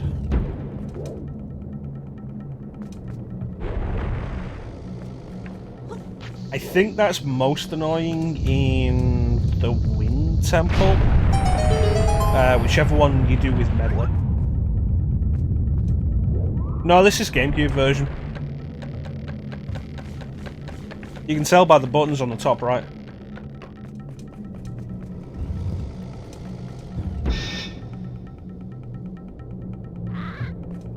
I've got the HD version, you're damn right I've got the HD version there.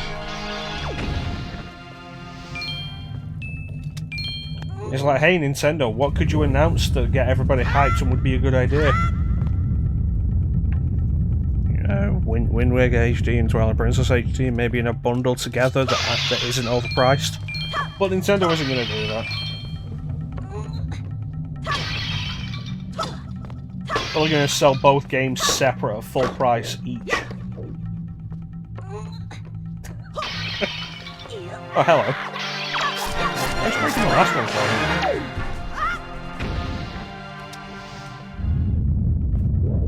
Oh, a ladder. Wait a minute.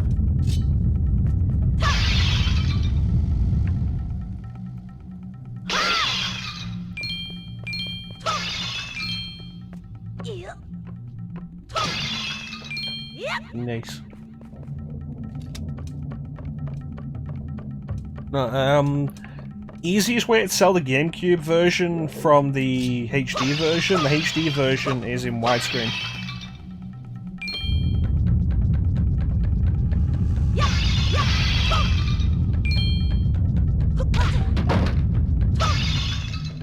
Ooh, a joy pendant. Yeah, they do become mandatory. Yeah. It's like, the joy pendants mandatory or are they a side quest? Like, no, they do become mandatory.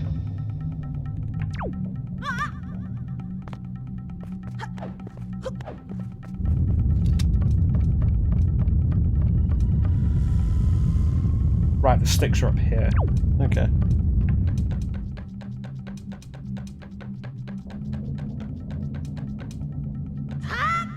Right, let's go light that other torch and get that chest. Yeah, the HD version has a different lighting solution to it, and I'm not overly fond of it. The main thing that I don't like about it is whenever Link opens a chest, the light from the chest, when he turns around and is holding up whatever he got from the chest, the light from the chest makes his face look really weird. Or the light from the item or whatever. Like, it looks way worse and really weird in the HD version for some reason.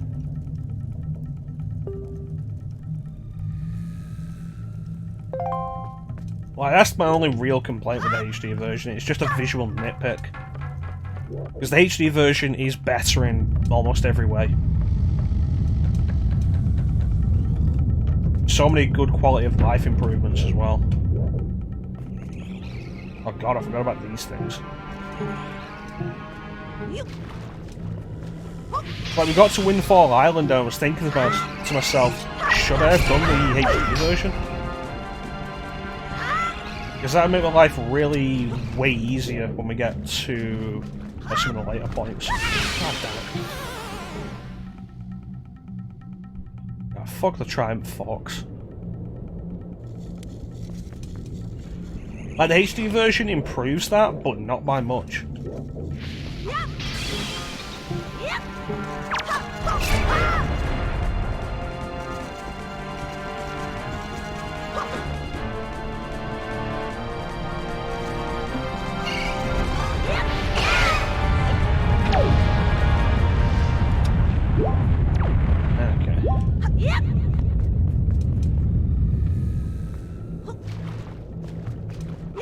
It's just one of those things, like, they kept it in some fashion they'll reduce the problems of it.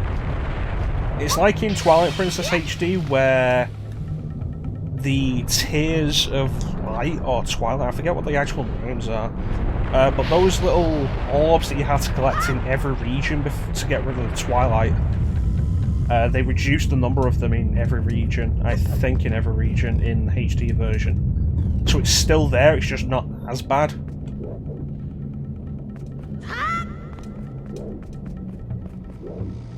Oh, there we go.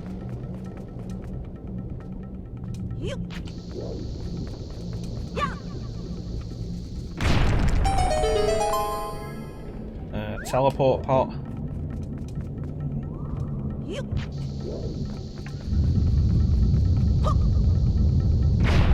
There we go, that's what we're after.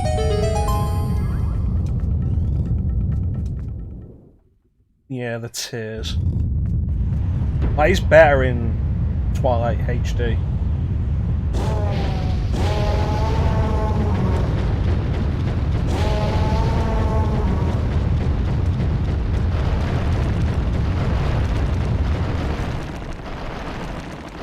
That wasn't too bad.